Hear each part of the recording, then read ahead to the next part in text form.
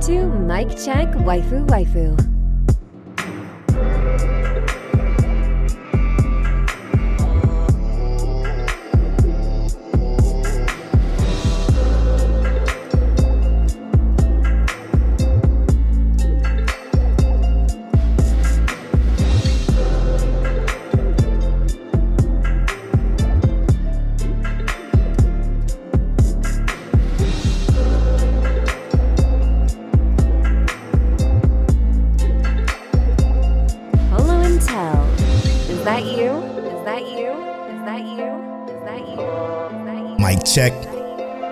Mic check, waifu, waifu.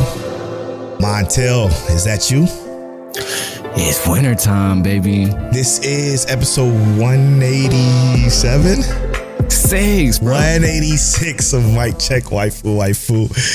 As always, it's brought to you by Lube Complex. Make sure you go to lubecomplex.com, don'ttalkshop.com, and as well as our Patreon. Go to patreon.com/Mic Check Waifu Waifu and support us at $1 or above and get access to Tales Bungo Stray Dogs season 4 episode 1 watch along. You can watch along with King Teliano the full episode of Bungo Stray Dogs. And if you want access to other watch alongs and other things of that nature, feel free to support us there at patreon.com/Mic Check Waifu Waifu. Also, the After Story podcast is coming back next week. Next week is the return of my favorite other podcast. That's kind of egotistical, isn't it? Since we kind of do both of my favorite. Anyway, my After Story is back. I called it my After Story. It is yours, but it's ours. So it's cool to be excited. This is, I can't wait to do that. After Story is back. So again, support us at $1 or above to get access to that and get early access to the video version of this podcast where you can watch us live. Make sure you follow us on Twitter at Mic Check Waifu, on Instagram at Mic Check Waifu Waifu, and on TikTok at Mic Check Waifu Waifu. You will see our presence expanding there, including longer form clips on our Twitter. Which is really the only reason why we got Twitter Blue, was to post longer clips of our podcast on there. So that's what we'll be doing here shortly.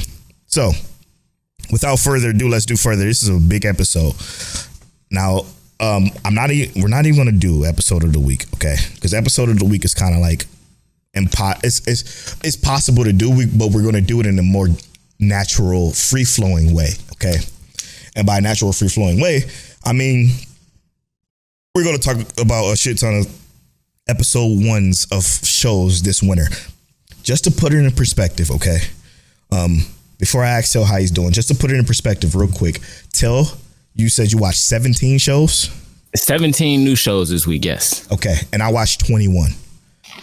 So we got a lot of anime to talk.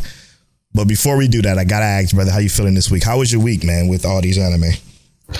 It's been a great week, bro. It's been a great week. I'm really feeling it.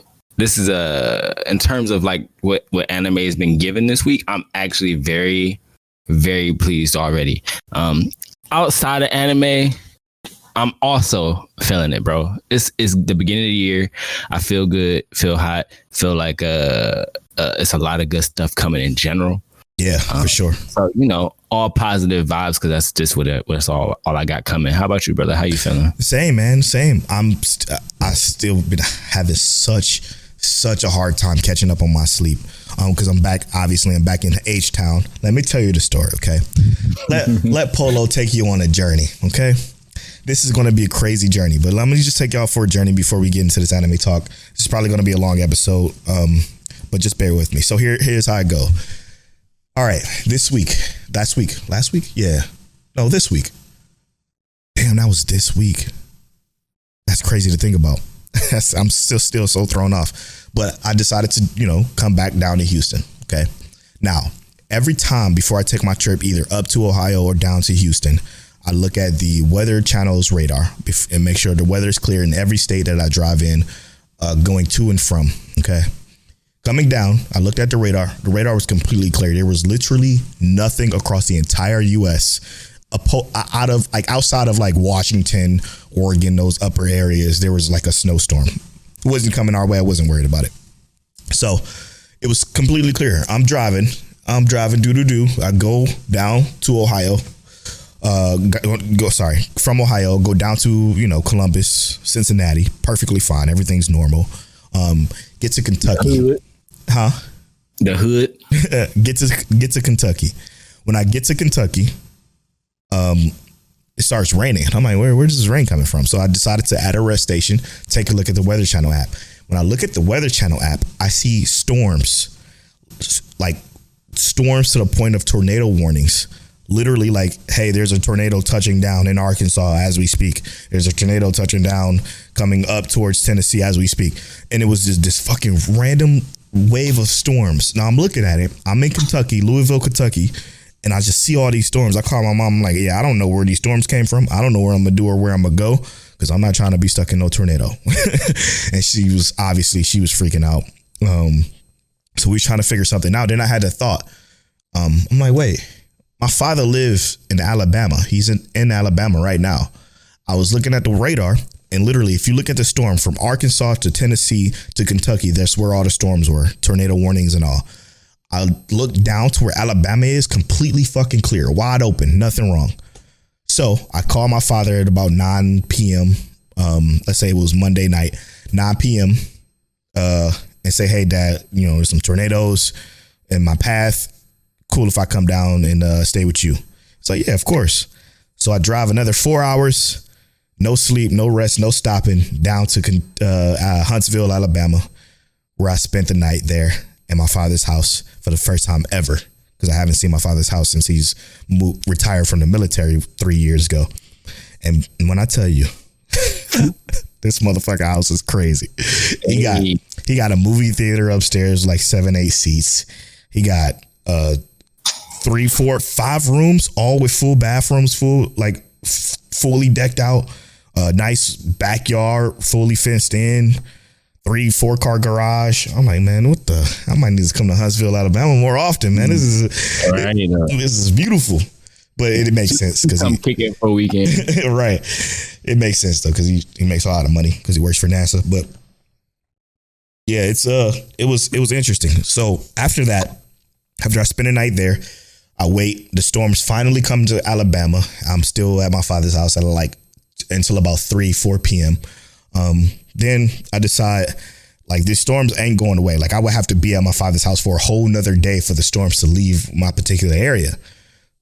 Unless I go back up and around to get back to Houston. So what I had to do is I had to go up from Huntsville, back up to, unfortunately, Tennessee.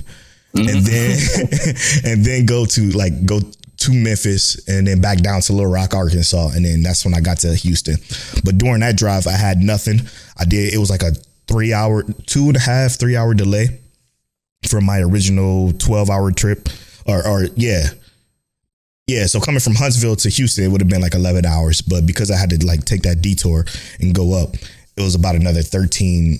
It added a couple of hours to that trip. So with that, my sleep schedule has been fucked. I've been absolutely fucked when it comes to to my sleep schedule, period. So I digress. I say all that to say, man, I'm exhausted. I'm still not back to normal when it comes to the sleep, but I made it to Houston safely. Me and Saber has been the same. He's been so lethargic and tired himself. Even now, he lays behind me, knocked out. But it was a crazy trip. I'm just glad I made it safely. Yeah, I'm glad you did too, because I was looking up because I'm like, wait, do you drive through Tornado Alley to get here? And it's coming from Ohio, you very easily could, because let's say you come at that angle, and I'm not sure exactly how the interstate works on that specific transition, right? When you come, you drive through Indiana and then come, or do you go through straight down and then around? It's just straight down. It's straight down to Cleveland, Columbus, Cincinnati, Kentucky. It's just straight down. Yep. Okay. So yeah, then I guess you could very easily still very much hit Tornado Alley, because they're saying Tornado Alley shifted, right? So everywhere you go, you in that drive is a tornado chance. Yeah, it was wild. It was very wild. Like I said, if I didn't drive to Huntsville, I probably would be in the shit. Anyway, let's get back to the show. I forgot to mention our Patreon producers this week. How dare I? AB, Aaron Brown, Dre, the GOAT, G, Johnny from Shogo High, Ked the Pro from Chaotic Culture and Shogo High, explicitly Monique Williams and Nachi. Thank you all so much for producing this and many other episodes of the podcast. We truly appreciate it. Couldn't do it without y'all. Remember, y'all got access to that watch along with King Teliano, as well as After Story Access, the exclusive Patreon video podcast. And what else? Oh, yeah. Early access to the video version of this podcast. All right. Now, without further ado, let's do further. Talk about this anime. I'm going to go first, if you don't mind, brother. Let's do it, bro. Okay. The anime I want to talk about that I feel has to get some type of love. Now, I did some slight research, and by slight research, I mean I looked up the studio that did it because I had to figure out why it was this way. But it was this anime called, sorry, I got to find the actual title. There's so many anime in my anime list right now that is actually disgusting. Okay, so the first one I want to start off with is The Ice Blade Sorcerer Shall Rule the World. Okay, that was one that I watched. That's like the high school battle anime. But watching it made me realize the first thing I had to do while I was watching it, I paused it in like the middle of the show because it was extremely stiff. It was an extremely stiff anime. The animations were rough. It didn't look that good as far as like just the character interaction goes. But from the small little bit of action we did see, it looked pretty okay. And it's by a studio, and this is their first anime ever.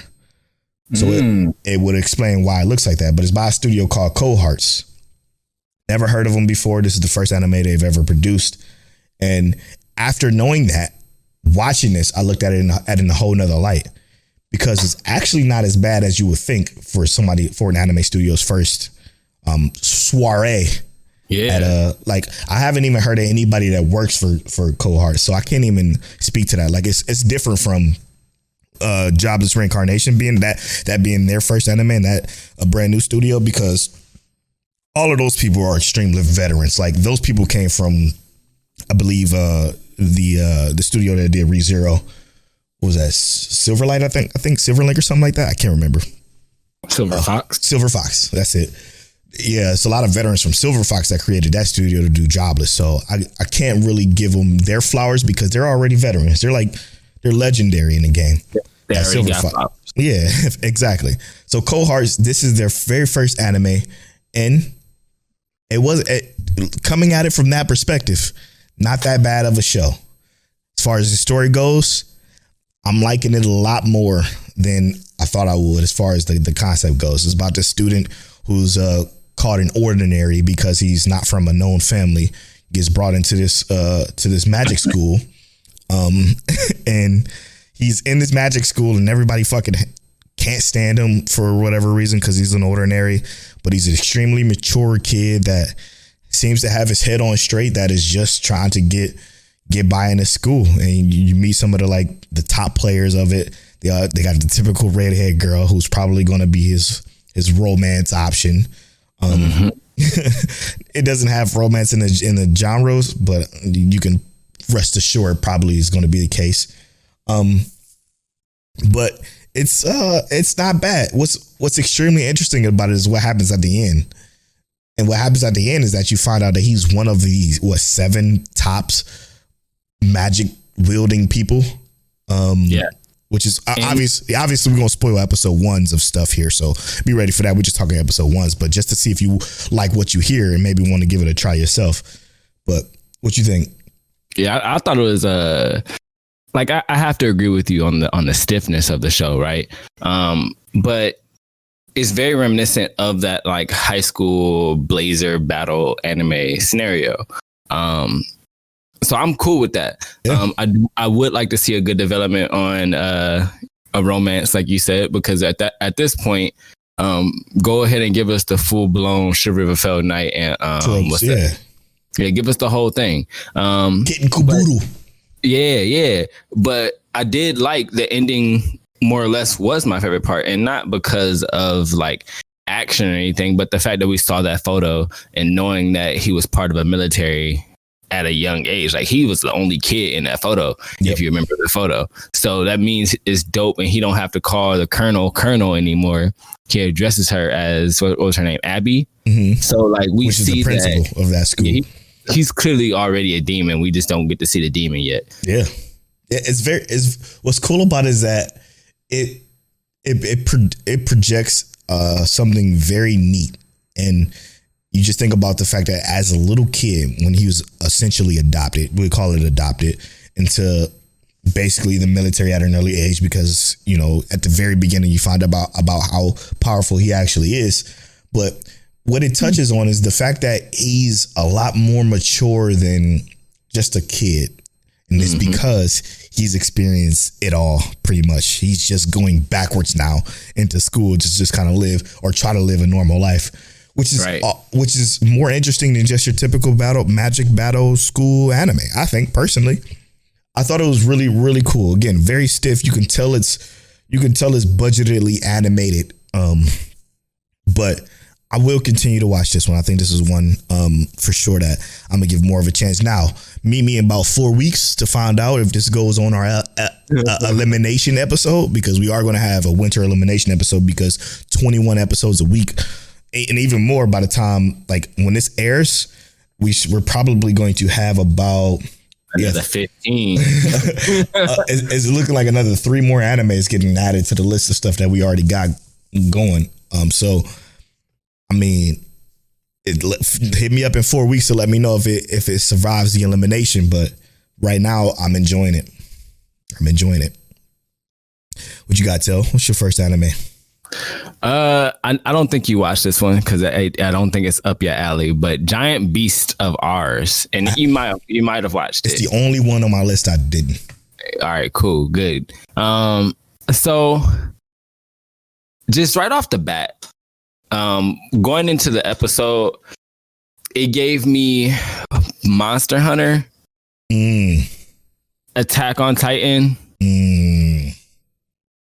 and I'm not gonna say Legend of Zelda, but it kind of gave me that vibe, right? Like there's magic monsters, giant monsters, and that's what I mean by the Attack on Titan. The Attack on Titan. That's the only thing that turned me off. I don't mean like storyline wise. I mean that like in the beginning we get attacked by giant monsters, and kind of how they how the world approaches this scenario is kind of dope.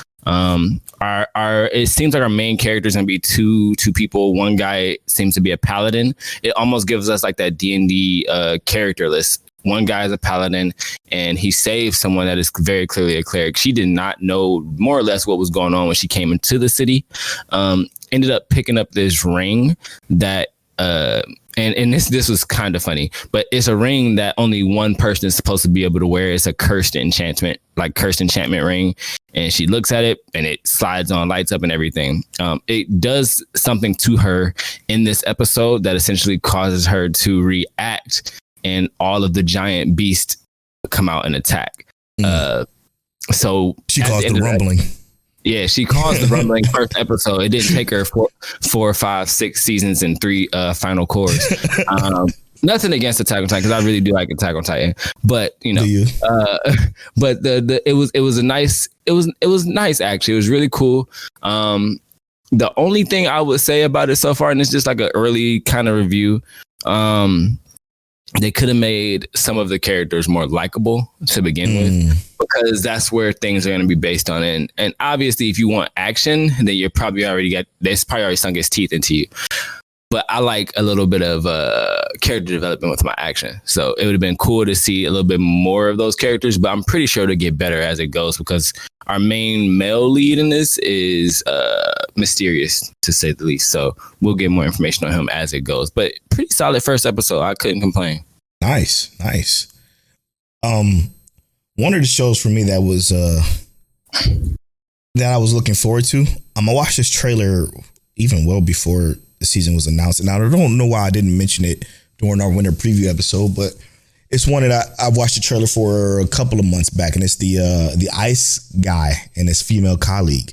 Oh my God. When I tell you that this is the most adorable slice of life ever, Well, slice of life supernatural per se, but it's about this guy who was born from the snow spirit, and he gets a job, and he basically is getting ready to go to his new job, and actually that's not how it starts, because it starts with the female lead. The female lead, her name is Fuyasuki-san. There it is, Fuyasuki.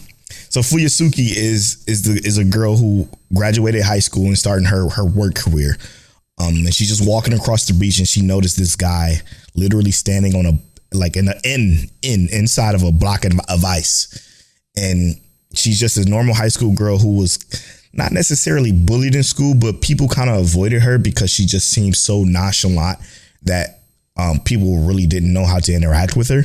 And she's very just, I guess what's the word I'm looking for? Muted. She doesn't really stand out much or anything like that. But it's a show, when I tell you it's fucking adorable, it's so adorable because the way the ice guy works, or his name is Himaru-kun, the way his powers work, if you will, since he came from the ice spear, is that whenever he expresses any emotions, it exudes snow in a different way. So if he's nervous, he gets locked up in a block of ice. He starts to freeze from his feet down and upward. If he's flustered, he like blizzards come out of nowhere. If he's extremely excited, little snowman pop out. And during the show, they find out that this is in the trailer as well, that they are actually work colleagues. So they sit next to each other after they meet each other on a pier, and she noticed him in a block of ice. She helps him melt from his block of ice. And then later they find out that they actually work together. And from there, she just does everything she can to make him as comfortable as possible. And our ice guy, his internal monologue, his exterior is extremely just monotone and flat, but his internal monologue and feelings just exudes just personality, and I fucking love that. So whenever yeah, exactly. Whenever Fuyasuki does something nice for him, he's all giddy on the inside and he feels extremely happy about it. So snow pops out. But it's a very interesting show, extremely cute, very, very, very fucking wholesome. It's right up my alley. It's a slice of life. It looks like it's going to be 12 episodes long, and it's done by a studio called Zero G and Liber, which I never heard of either one of these. Maybe Zero G. I heard of Zero G before. Yeah, because Zero G did wow.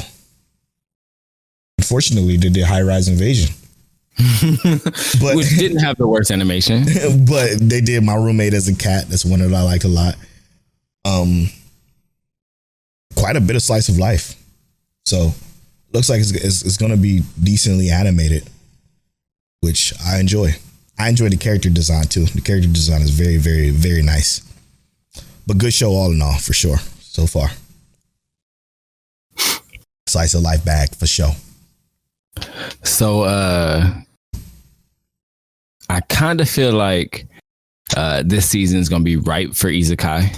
And one of the isekai I watched, I know Polo didn't necessarily watch it, but saving 80,000 gold in the world for my retirement. Thank God that's not just sleeper, by the way. I enjoyed this first episode. It was decently funny. Our main character, obviously, her name is Mitsuha Yamano. But essentially how it starts off, how a lot of these isekai starts. She's working herself to the bone, more or less. Her family has died off as she's gotten older. Brother died, and all that she thinks about is how, I guess technically it doesn't happen yet, but basically what happens is that she falls off of a building. Damn. And as she's falling, because she didn't fall intentionally, she was just tired. She falls off the building, and as she's falling, she says, "I don't want to die." She's reaching out. She keeps saying, "I don't want to die. I don't want to die. I don't want to die." And she knows she's about to die. Boom, disappears. Ends up in another world. She didn't technically die, but she has no special abilities in this other world or anything yet. She's just here. And she realizes, that she has like knowledge that the people in this world don't particularly have, so she can make money really, really easily. Right. So her modern day knowledge she's taken to this other world. Right. But then she finds out that if she gets scared enough, she can transport back home. So if she's in a state where she's afraid where she's going to die or get in trouble, she can transport back home. And she figures out, okay, well, shoot, I can go back home. She ends up back in the Isekai world one more time, figures things out, and it's like, all right, I'm going to start saving money. In the transition, though, she meets the guy that put her there. It's a luck guy, the little luck cat you always see at the massage. Oh, yeah. Massage place. Mm-hmm. Basically, she stole some of his luck.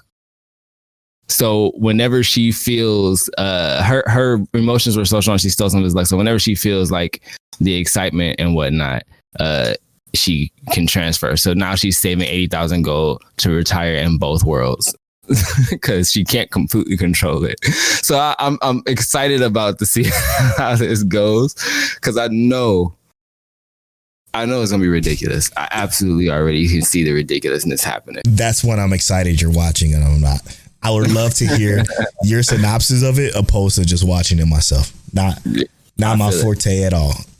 So I think you've watched this one. We've saw a lot of people talking about this one on the Twitter anime verse, but this is Revenger, man. Did you watch this? I did watch Revenger, yes. Yeah, man. This one is really, really, really fucking good so far. You know what it reminded me of? What was that? Ghost of Tsushima. I can see that 100%. I can see that. So it's literally like Ghost of Tsushima the anime, which is a game I platinum on PlayStation, by the way.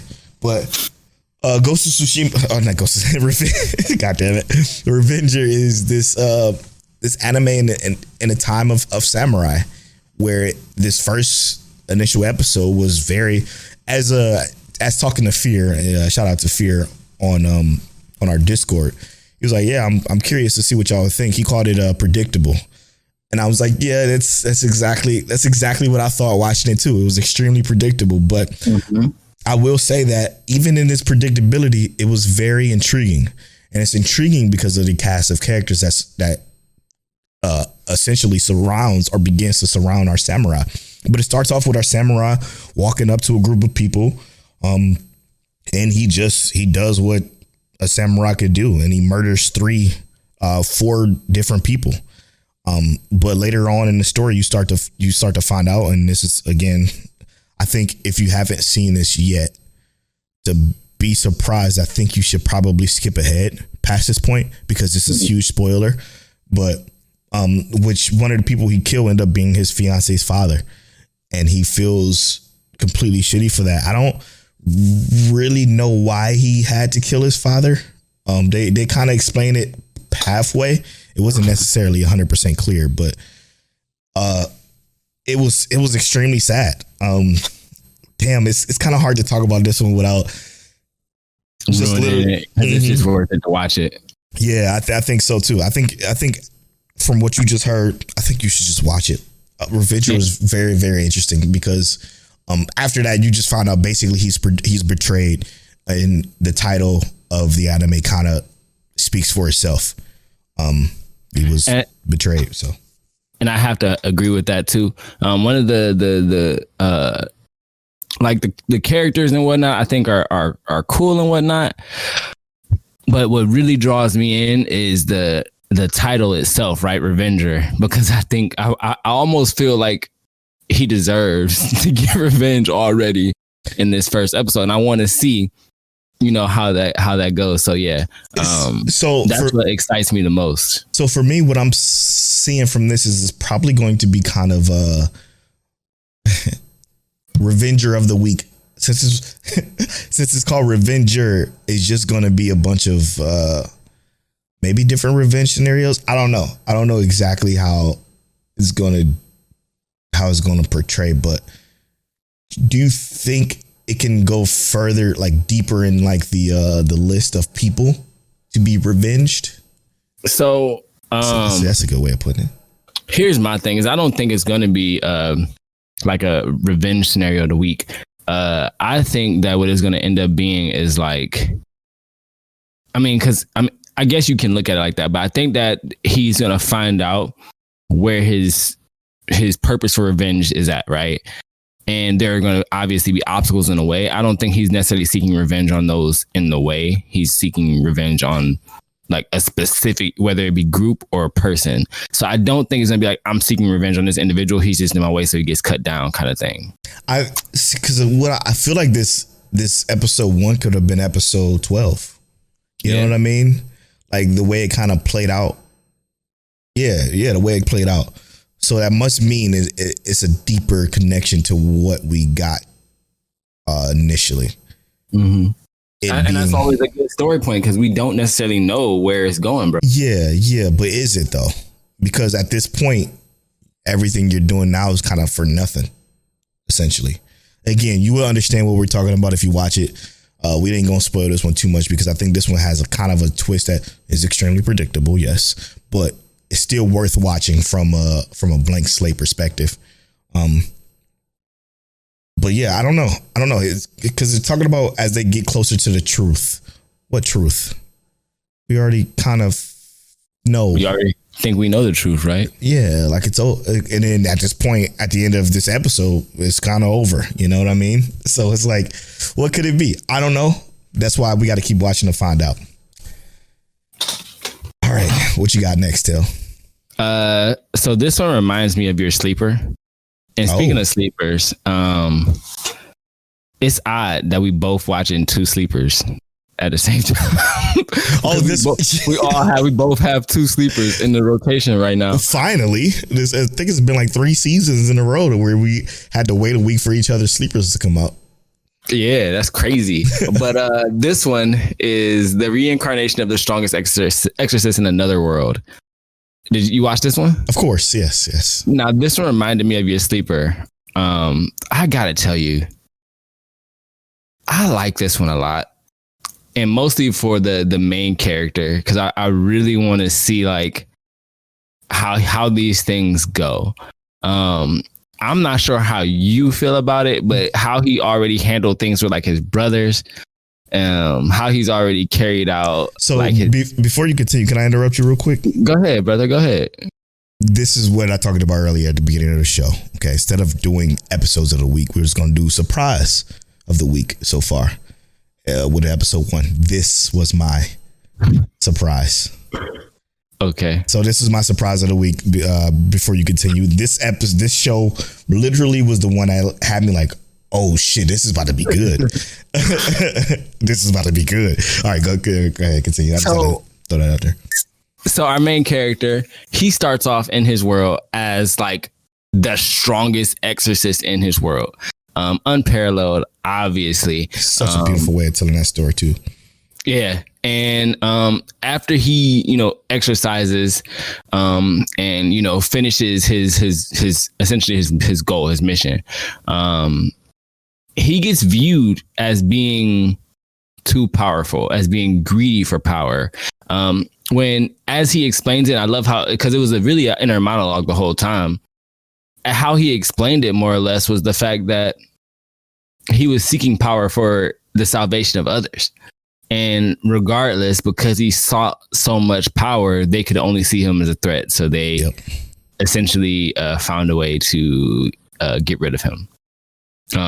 As he's dying, he says, "I'll do better in the next life." Yep. Which what's and for this part, I just want to say was my favorite part of this entire way of telling this isekai, because in this particular isekai, this is an isekai where he controls his reincarnation. He sets the spell up for him to then be reincarnated into this other world, which I thought was very interesting.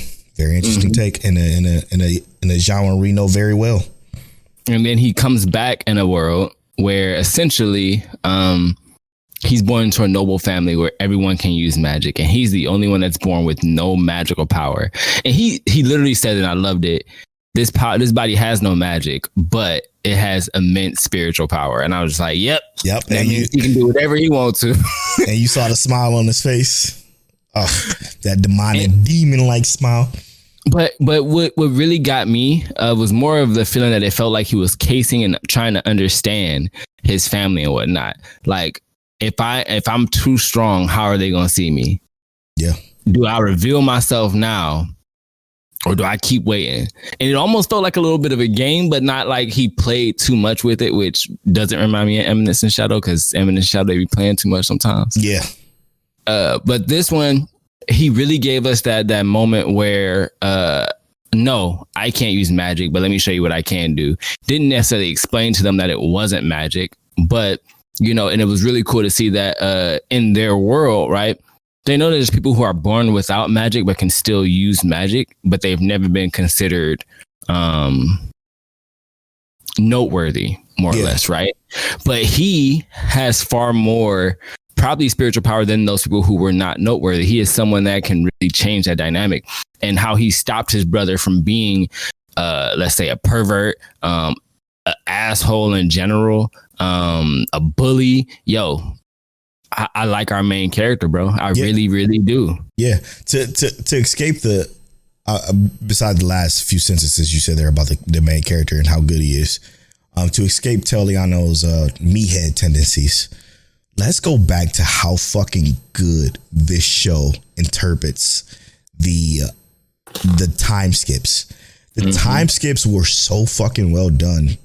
Like, I mean, he's still a child at the point of the end of the episode, but the time skips were so absolutely flawless that I don't think I've ever seen anything that felt as smooth. Because he went from what? He went from 3, 7, and 11, I think. 3, 7, and 12, and it just felt so. It didn't feel rushed. It didn't feel.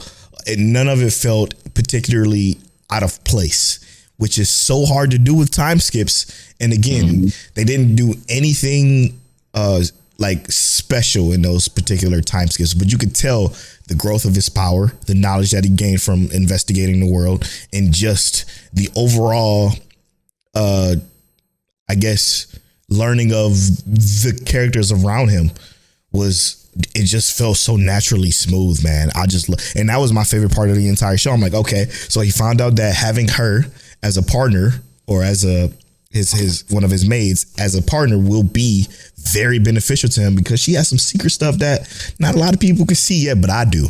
And guess what that means for me? If I get her on my side now, I can use that later. So it's just amazing the way he kind of like fiddles around and navigates this world, because he still has his knowledge from his previous life, in which case he was the strongest exorcist in the world.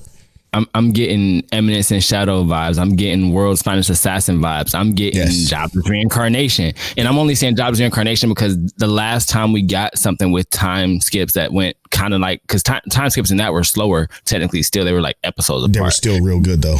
But they were really, really good time skips. And I feel like when we get time skips like that demonstrate themselves and portray themselves so well in this manner, that anime has always been respectfully so good. Yeah, and this was my biggest surprise, because I went into this expecting nothing and got everything.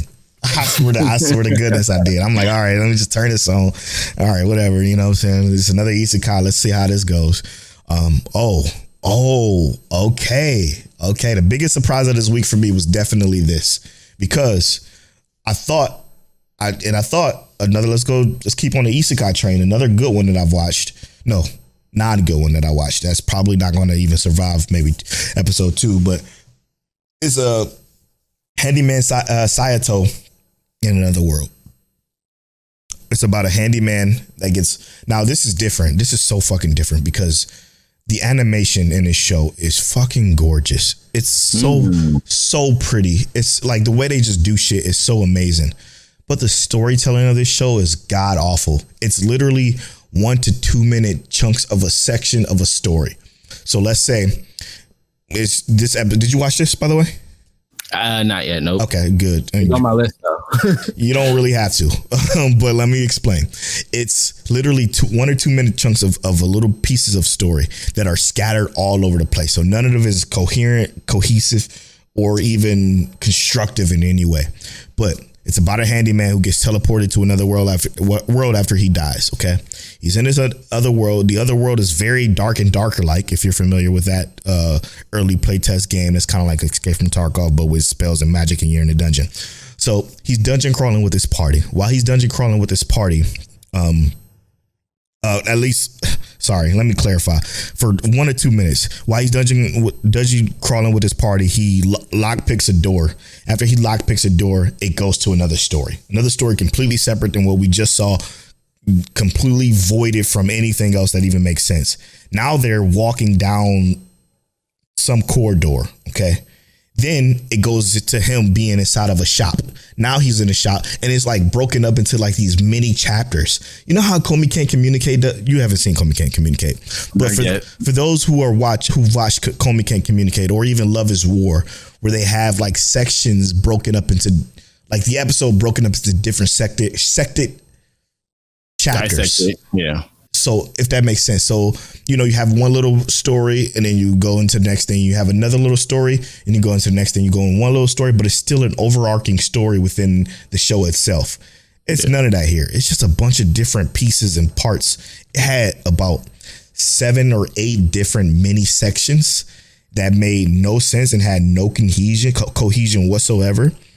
But they were just like little bite-sized pieces. And it's so sad because anytime that anything happens in the show, like any action, like let's say like this 80-year-old wizard who forgets everything casts a spell. When he casts that spell and he blows some shit up, that's it. It's kind of on to the next thing. And the next thing is something completely different that, again, makes no sense and has zero overall story. It's just a bunch of little things of how this handyman kind of navigates this new world with his handyman skills, because he can't do any combat. He's just purely a handyman. So he can fix armor for people. He can lockpick doors. He can, I mean, you just name it. Whatever requires a guy from a Home Depot to fix something, that's what he does. And I'm telling you, this one doesn't make a whole lot of sense to me because it's so beautifully made, but I'm not into it at all, the way this storytelling is going, because there's no story here whatsoever. It's just this handyman doing handyman shit. I'm sorry, brother. What a disappointment. I mean, let's be real though. You saw the name. Touche. Yeah. You saw the name. I didn't watch that one yet, but I feel like I gotta watch. Yeah, just watch that first episode. I'm gonna give it a try. That's actually been the least disappointing, or the most disappointing one you talked about so far. Yeah, it is. Now, it's probably gonna be the only one, to be honest. Now, everybody's on the spy kick, right? Oh yeah. So I didn't watch Spy Classroom. I did. I'm sorry to tell y'all that. I'll get to that next. I'll let Polo talk about Spy Classroom. But what I did watch, look, I'm a father. I'm a family man. I'm a daddy. I got a wife. I do daddy stuff. So I watch Buddy Daddies with my wife. It's actually very wholesome, really good. It's about 2 guys who basically live together. They're roommates, and they are essentially like spies or assassins for the government or for the betterment of like civilization in general, right? Like they hunt down like traffickers, gang violence, people, that kind of stuff. So they basically take out people who are bringing harm to the world. Large organizations and that kind of stuff, like human trafficking and stuff. So this episode, that's what they're doing. They're shutting down human trafficking. And there was a lot of really like interesting stuff that I really wanted to get more into. I know y'all who watched are like, yeah, this is going to be good. One of our main characters, essentially he's the blonde hair guy. Let me find it really quick so I can pull it out, because I watched so much anime. I just did not download any names in my mind today. Yes, too many to remember. But Kazuki Kurusu, right? This gentleman, how it starts off more or less is he's in a car driving, and we get these 2 bad guys in the back talking about whatever crime they just committed. And essentially they're being chased down by a guy on a motorcycle helmet on, obviously trying to shoot into the car, not getting any hits. Eventually the car gets stopped. They try to ram the motorcycle off. It turns out that it's our main character's roommate, Ray. That's the one that all the girls are feeding over currently on our timeline. I know y'all like what y'all like. Y'all like the quiet type that look edgy, even though they're really not. But it's cool. That's y'all type, and I ain't gonna hate on it. But the what really made it interesting when we finally get past like the mission and we get to talking about them, right? Ray brings home a cat. Kazuki is like, yo, bro, you can't bring a cat home. We are literally always at risk of dying or being away from home. You can't bring something into the house that you're not going to love from beginning to end, right? Yeah. Is what he said. Sure. Can't do it. Can't do that. And essentially he's like, all right.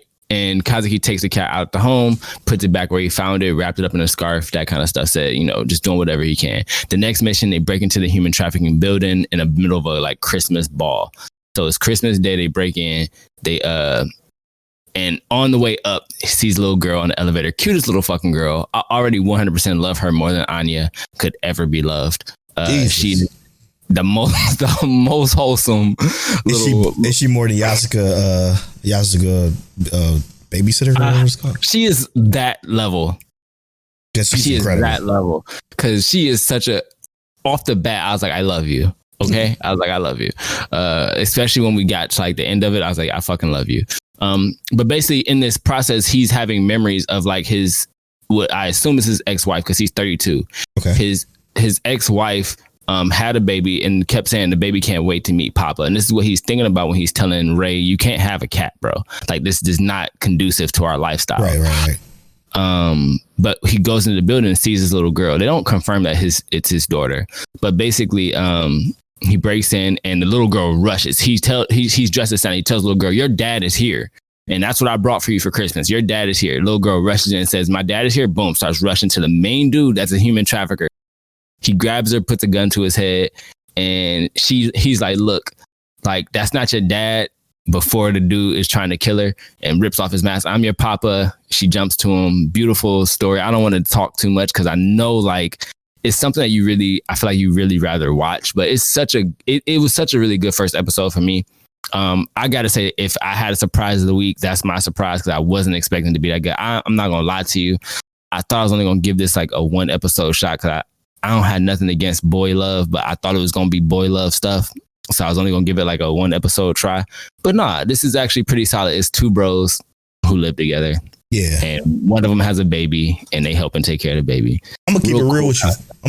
I'm glad it's not a boys love because I'll say it. I don't like them. I don't like boys love at all. I think it's when I think of boys love, I think of Banana Fish. I fucking hated that anime so much that it turned me completely off the genre as a whole. So I am a-okay if it's not a boys love. But I digress. Speaking of, let's keep on the spy route and go with the Spy Classroom. Now, Spy Classroom was close to being my surprise of the week until I watched that Exorcist one. But Spy Classroom was actually really fucking dope. You ever seen this is a redundant question, or what's the word I'm looking for? Question you don't have to answer. You ever seen Assassination Classroom? It's that. It's fucking that. It's fucking that, bro. And it's just that. Okay, if you've seen Assassination Classroom, you've seen Spy Classroom. But again, Spy Classroom is about a spy who has this director who says, okay, do you want to become the greatest spy in the world? Sure. Okay. Well, this is your mission. And then it kind of plays out between like letting him know what his mission is. They say this is an impossible mission, is what they label it as. An impossible mission has a 10% chance of a success rate. So he says, I'll take it. He takes the mission and basically brings up this group of people. Okay. The group of people just happens to be 7 girls. Okay. Now, these 7 girls are what they call washouts. They're the worst of their class. They're absolutely terrible at being a spy. They barely graduated. They had to take remedial spy classes. Like they are the worst of the worst. So he takes all 7 of the girls, and basically this is how it starts. These girls show up to this mansion, this beautiful, beautiful house, or quote unquote school. And they meet this guy named Klaus, and the guy Klaus is actually insane. He's like one of the best spies that there ever was. Okay. And he's tasked with teaching these girls how to be a spy and be ready for the impossible mission, which takes place in a few months. So during this time, he teaches the girls how to basically lockpick. Here's an example of how crazy this is. He gives these girls a lock and tells them to lockpick it. Okay, and he says, okay, lockpick this lock as fast as you possibly can. And when we're done, we'll move on. They take the lock and they're like, yeah, this lock is like one of the best locks in the world. You can't fucking lockpick this. There's nothing we could do. He takes all 7 of the locks from the girls and throws them up and unlock picks them all. And then they all just fall down on the ground unlocked. That's when you realize this motherfucker is a beast. Now, when he unlock picks all these locks, the girls are like, okay, now what? He's like, that's it. Next day, we'll learn something else. And they were like, wait, what? We didn't even learn anything. So, you just did it all. So essentially what this is these girls who are terrible at being spies, who needs to be taught how to be a spy to complete this impossible mission that has a 10% success rate from a teacher who does not know how to teach. He don't know how to, that's the whole crux of this story. He don't know how to teach at all. So to kind of go into slight spoilers for this, he goes out with one of the spies and the girls talk amongst each other and they say, listen, we are going on a mission that has a 10% success rate, an impossible mission. We are being used as sacrificial pawns, essentially. That's what the girls' conclusion. Like, when you think about it, that's exactly what this is for, right? Like, you assume that these girls these girls could be just sacrificial pawns. So one of the girls decides takes it upon herself to say, okay, you know what? This is what we're going to do. I'm going to take the teacher out and find out what his true intentions is. So she takes the teacher out. They go out on the town or whatever. And this is spoilers for the first episode, but just trust me, you're still going to want to watch it after this. Takes the teacher out and they just kind of discuss stuff, and she kind of learns his way of teaching and where he came from and what this whole thing is about. And he tells her. So they decide that they're going to get on a boat to view the sunset or whatever, because that's what the student wants to do before they end the date. The student decides that she's going to poison the teacher. So she poisons, like out of nowhere, she poisons the teacher. The teacher is actually poisoned. They're on the boat. The boat that they're on was actually a damaged boat, so now they're sinking. And basically what the teacher does is he throws these shackles on her. So like, okay, he's like, if I'm going to drown, you're going to drown too. And then they basically go through this, I guess you can call it a game of chess and checkers type of situation. You can only guess who's playing chess and who's playing checkers. And and we figure out that basically that she decided that I'm going to try to take the teacher out so we don't become a part of this mission. And the teacher's like, okay, but wait, don't do that, because that's not what this is about. It's a huge misunderstanding. And then they kind of come to it. They kind of come to an understanding where they understand each other a lot better, and they go back to the school. And then this is what we figured out at the end of this episode. He's like, okay, so the best way for me to teach you guys is for you guys to try to defeat me. And basically that's how the show starts. So now the show starts with these 7 girls. The only way they can learn to become a spy from a teacher who can't teach is to try to defeat the best spy in the world. And you can only imagine how great that's going to fucking be. Which, again, what a great episode this was. We're going to have to wait till season 2 for them to succeed, huh? Assassination Classroom. I like that. The beautiful thing about these spy anime. It's a lot of them, by the way. Mission Yozakura is coming out. Oh my God, yes. And I hate to say it, but I feel like Mission Yozakura really does have a shot at shutting it down. Just letting them know. Just go ahead, let y'all know what the spy anime is like. All right, I'm just playing. No, you're right. But yeah, I do. I'm gonna watch Spy Classroom. Actually, that's the anime I started right before we started recording, because you wasn't here yet. So I'm gonna turn it on. Cool. I turned it on. I'm 3 minutes in, and you was like, "All right, you ready?" Boom. All right. So that's what we're gonna do. I'm gonna watch that one. I'm excited to watch that. Because I know it's gonna be good. Yeah, for sure. When are we gonna start talking about our sleepers, bro? Let me see. I mean, we still got quite a bit to get through here. All right, cool. We're going to go through the magical revolution of the reincarnated princess and the genius young lady. All right, so that's another one I watched. That title, crazy. It's crazy, bro. Hear me out. This is another isekai anime, right? Mm. But the cool thing about this is that we only get a glimpse of what happened with what made her come to this isekai world, because she really doesn't necessarily know herself.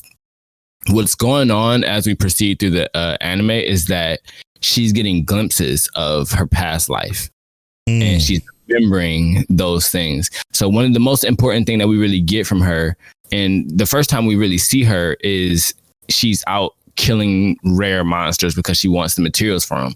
As we kind of see, like, she is kind of a handful for the kingdom. She's a royal. She is a princess. She's in line to become, queen of this country, of this kingdom. And essentially, the way that she acts is not what they want for a majesty, for someone of this stature. And she revokes it. She says, all right, I want to give up my line, my rights to be in line for the kingdom. But what I want to do is I want to live out this dream I had, that I remember reaching and looking out a window and flying. I want to learn how to fly.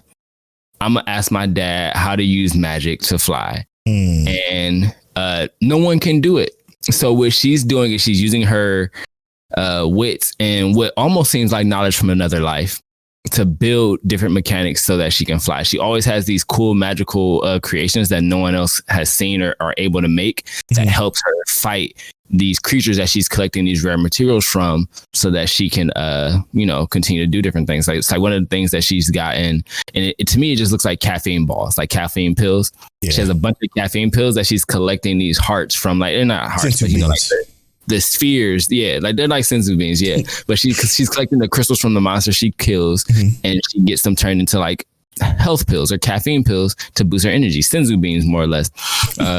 And it's kind of dope. It's like she's doing these things that are inherently from another world that would not happen in the magical world, specifically like this. And it's just really interesting. Her dad hates her because she is a savage. She comes into the kingdom completely covered in blood while he's with other aristocrats and other because people. Okay, because he's a noble kind of shit. Yeah, and she doesn't care. She's like, I don't want any part of the nobility. I just want this. So it actually is a really good first episode, really interesting. We watched a lot of isekai over here, but I'm gonna stick with this one so far. This first episode was solid. Yeah. Sticking to isekai, man, because there's like 817 of them this season. But with the longest names. Chilling in my 30s after getting fired from the Demon King's army. Did you watch this one? Yes, sir. This is actually really good too, man. This is a really interesting one. Okay, it's about a guy, not a kid because he's in his 30s, who gets fired from the Demon King's army. Now, the Demon King's army has been taken over by his son, or the Demon King's son, because the Demon King is either dead or retired. I think they said he retired or something like that. Or maybe he died and the son took over. And as soon as he took over, he's like, yo, you can't even use magic. Get the fuck out of here. Kick the guy in his 30s out completely. So the guy in his 30s, he packs up and he's walking in the forest, leaving the Demon King's castle. And he comes across this girl who's getting attacked by this giant gorilla. And what he does is he fights, but he doesn't fight well against this gorilla, and he kills it essentially. And when he kills it, the girl is ever so thankful and decides to bring him back to the village. And when he gets to the village, he basically finds out that he assumes that he's a demon because he's been raised by demons. But like, come to find out that hasn't been a demon his entire life. So now he's trying to live amongst humans as a human after realizing that he's actually a human, which is the enemy to the Demon King and the demon army. But it's a really good show, really cute show, super funny. I actually laughed out loud once or twice. like when he was fighting her, the girl he saves dad, when he was fighting her and fighting him, and he was like just fucking destroying every test that he gave him to figure out what his adventurer like card or his skills look like. Mm-hmm. Which mad OP. Yeah, which come to find out that he's mad OP because in the Demon King's army they never used human weapons, so he never could see how powerful he is. It's very interesting, man. A very, very, very nice looking show. I like it so far. I really, really do. What's your thoughts on it?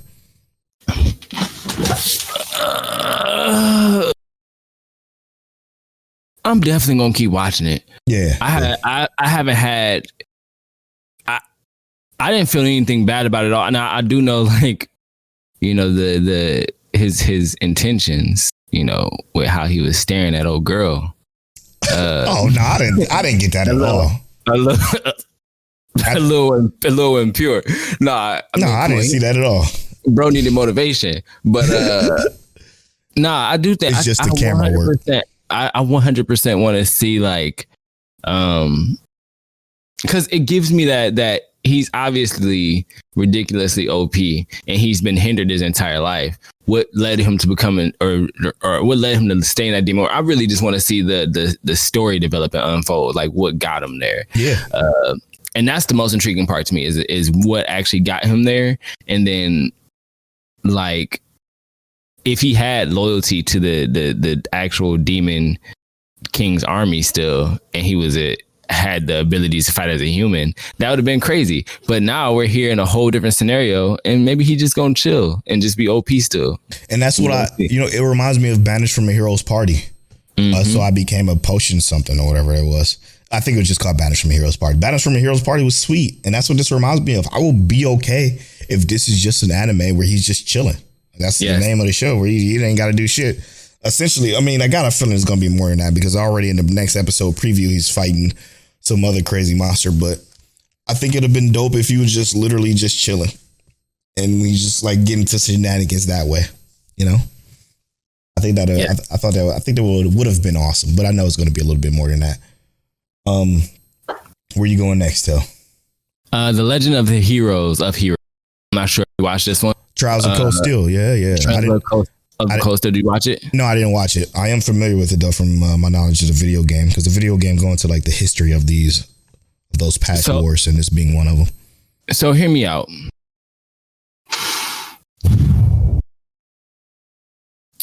This was kind of like I don't want to say like it was bad, but it left me the most wanting. It's very convoluted, I bet. We get this intro where they're walking, and they got kind of like with like these three armored mercenaries. A small looking frail guy is what it looks like. Obviously it's not a guy. Mm-hmm. And then two bigger muscular guys, and they're just goofing around, talking a bunch of shit. Yeah, they literally just talking a bunch of shit. And a monster pops up and they kill it extremely easily. And they're like, okay, boom, cool. They joke a lot, but when they comes down to fighting, they're low rank, but they really know how to handle their business. So I'm like, all right, I get it. They're good fighters, or just low rank because of whatever happened. We get into like the main stage area, which I mean is like just a town. Or they're getting to the town, and right before they get into the town, a larger monster pops up, and this is when the small person who is with the two larger guys attacks the monster, solos it. Basically, she jumps up, runs up his back with a sword, cuts in the head. Cool. Kills it. It's dead. And I was like, I mean, that was cool, but if we could have did that the whole time, why did it even look like it was even a slight struggle to fight the monster that we fought before, right? Right. But it's all right. We get into the main world, and the conversations they're having are about like these, and I guess that's part of the story, the legend of the heroes. The heroes who had a revolution to fight against the nation, more or less, to solidify themselves. And I was like, that's cool. I like that. And then we get another cool declaration to me, which is like the new like lead character, the main like source of where our protagonist is going to be helping, says that I'm starting a new revolution. We can't keep living off the old revolution of our ancestors. We have to build a new revolution. A war is coming. Let's fight. We got to make sure we stand up. I was like, I like that declaration. Yeah. But I'm gonna be real. I like the declaration, but it didn't give me anything. Is more or less how I feel. Like I feel like a lot of details weren't there. And if it was going to be lacking details, give me ambience, like make the world look so cool that I couldn't contain myself, or make the action so badass. And I'm just like, I want this. It was all right. It was okay. Like, I'm not going to say it was depressing. It was okay. That's why I don't see being good, to be honest. Because again, Trials of Cold Steel is so convoluted, or Trials of Heroes or whatever you want to call it. But Trials of Cold Steel specifically, there's like a bunch of games. There's so many different conflicts and wars that go on, and that I don't think it'll fit right in the anime. I don't think it's just enough to to tell. And if you're gonna tell it, you got to dumb it down. And if you can't dumb it down properly, it's not going to be as interesting as the games are. So yeah, I'm not surprised that one isn't too good. And it almost made me feel like because it gives us like the alternative source, right? Mm-hmm. I feel like with how they started this, they should have given us a better canonical beginning. Like give us an actual beginning where the reason that why they started the revolution, which is then come to this where the new revolution is, that's like a 35-year-old video game. That's hey, I'm 30. Give me a 35-year-old video game like I care. Yeah, that's interesting though. Okay. Oh God, so many shows. I'm gonna go with something. So many fucking shows, bro. Let's go to Farming Life in Another World, shall we? Did you watch this one? I didn't watch it yet. Okay. I do plan on watching it because it looked wholesome. Very, very, very wholesome. It starts off with like a kind of like a interesting look at already what the future is for our main character. And then it goes back to the past and what really happened to him. So obviously he dies. He meets the guy, but this time the guy gives him the choice because the guy says, listen, I made a mistake killing you. I gave you the worst life possible. He was terminally ill since he was a kid. He managed to survive, but while he was surviving, he was fucking suffering and just suffering in the worst way possible through terminal illness, laid up in bed, literally all of his life. So God was like, listen, as an apology for making your life so miserable, okay, you have the choice to do whatever you want. And our guy says, you know what? I just want to be a farmer. I've always wanted to be a farmer, like I seen on TV, because all he got to do is watch TV. And the guy was like, okay, we'll make you a farmer and we'll give you the god of agriculture decides to give you the the agriculture tool or whatever. So he goes to this other world in the forest. He's already like in his teens.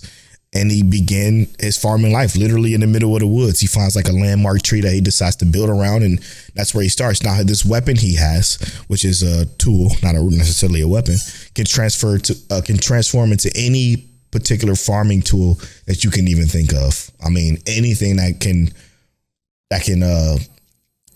disturb the ground or whatever. Mm-hmm. So he basically just starts to create a farm. But the cool thing about a tool is that it's a magic tool. Not only can it transform, but it also makes everything extremely easy. So if he tills the farmland with a hoe, it already plants seeds for him. Whatever seed he think of, it plants it for him. If he uses an axe against a tree, he cuts the tree, he cuts that shit like butter. It's just so everything is so conveniently easy for him because he got this tool as an apology for God basically fucking him over. That thank you God that he just now starts his life. And again, it's super wholesome so far. The first thing we meet in the first episode is he get 2 dogs, and they're the fucking cutest thing you will ever see in America or in the world. Started with that. I'm about to turn it on as soon as we're done. And the dogs are like so adorable. One of the dogs just happened to be pregnant, and he helps make sure the dogs are comfortable. And now he has dogs and puppies and his farm. And that's all we got so far in the first episode. But I think it's a really good show. It's a really good, like, I'm going to unwind type of show. You turn it on and just unwind and relax. You don't have to really worry about paying attention to too much story or anything like that. It's a show that you could just sit down and enjoy with a very, very likable main character, which I am extremely excited to see these other characters, because even at the first 4 minutes or so where they give us like where all the other characters are, like a part of his farm, they seem so nice and sweet. And I just can't wait to see what this turns into. I'm looking forward to seeing how this grows. Pun intended. All right. So the rest of the anime I have are either highly anticipated or sleepers. Yes, sir. Yes, sir. So finish off with whatever you got, and then I guess if you got sleepers or anything. Okay, so let's go to that's stuff we've already seen. So I'm gonna just go into stuff that we've already seen. Or no, here it is. Okay, Tomo-Chan is a girl. Okay, I have that ready to watch. You didn't watch that either. Okay. I wanted to. I didn't watch it yet. This is one of the ones that is dubbed, that is simulcasted, dubbed and subbed. So take that for what it is. It's about a guy who has a best friend who's a girl who was literally a boy most of her life, most of her life, even though she's a girl. So she's just basically the biggest tomboy you ever meet. Well, what's so interesting about it is that she confessed her love to her best friend, which is a boy, and like actual love. And he's like, "Oh, I love you too, buddy." He just kind of took it as like, he kind of friend zoned it, but you can tell it's more to his initial feelings than that, though. Stop! Don't you even say it, Montel. I know what he gonna say. I'm not gonna say it. But. Yeah, you gonna say it, but he basically friend zoned her, and she's like trying her damnedest to make sure that her best friend sees her as a girl so they can actually date. But it's another girl who's friends with who's friends with both of them. The dude and the other friend, which is another girl, hate each other so much that it's a hilarious interaction when those two get together. It's a show that has some comedy that is so fun and funny that I'm enjoying it so far. And the dubbed is really fucking good. Like really, really, really good. A dubbed I enjoy quite a bit. I'm honestly upset. Like you can call me salty. I am honestly upset that I didn't watch this one. It's a really good one, dude. And it's by my favorite voice actor, Rico. Rico is the main character of Grim Garden Fantasy Nash. He's a Lemillion. And he's who I want to get on the podcast this year. Hopefully we can make that happen. But yeah, he's the main character dude, and the girl is really good. Especially I like making that tomboyish voice. She's really good at that. Like I enjoy the voice acting so much in this show. It's really, really good. I got it. I'm gonna watch both episodes next week. Don't you worry.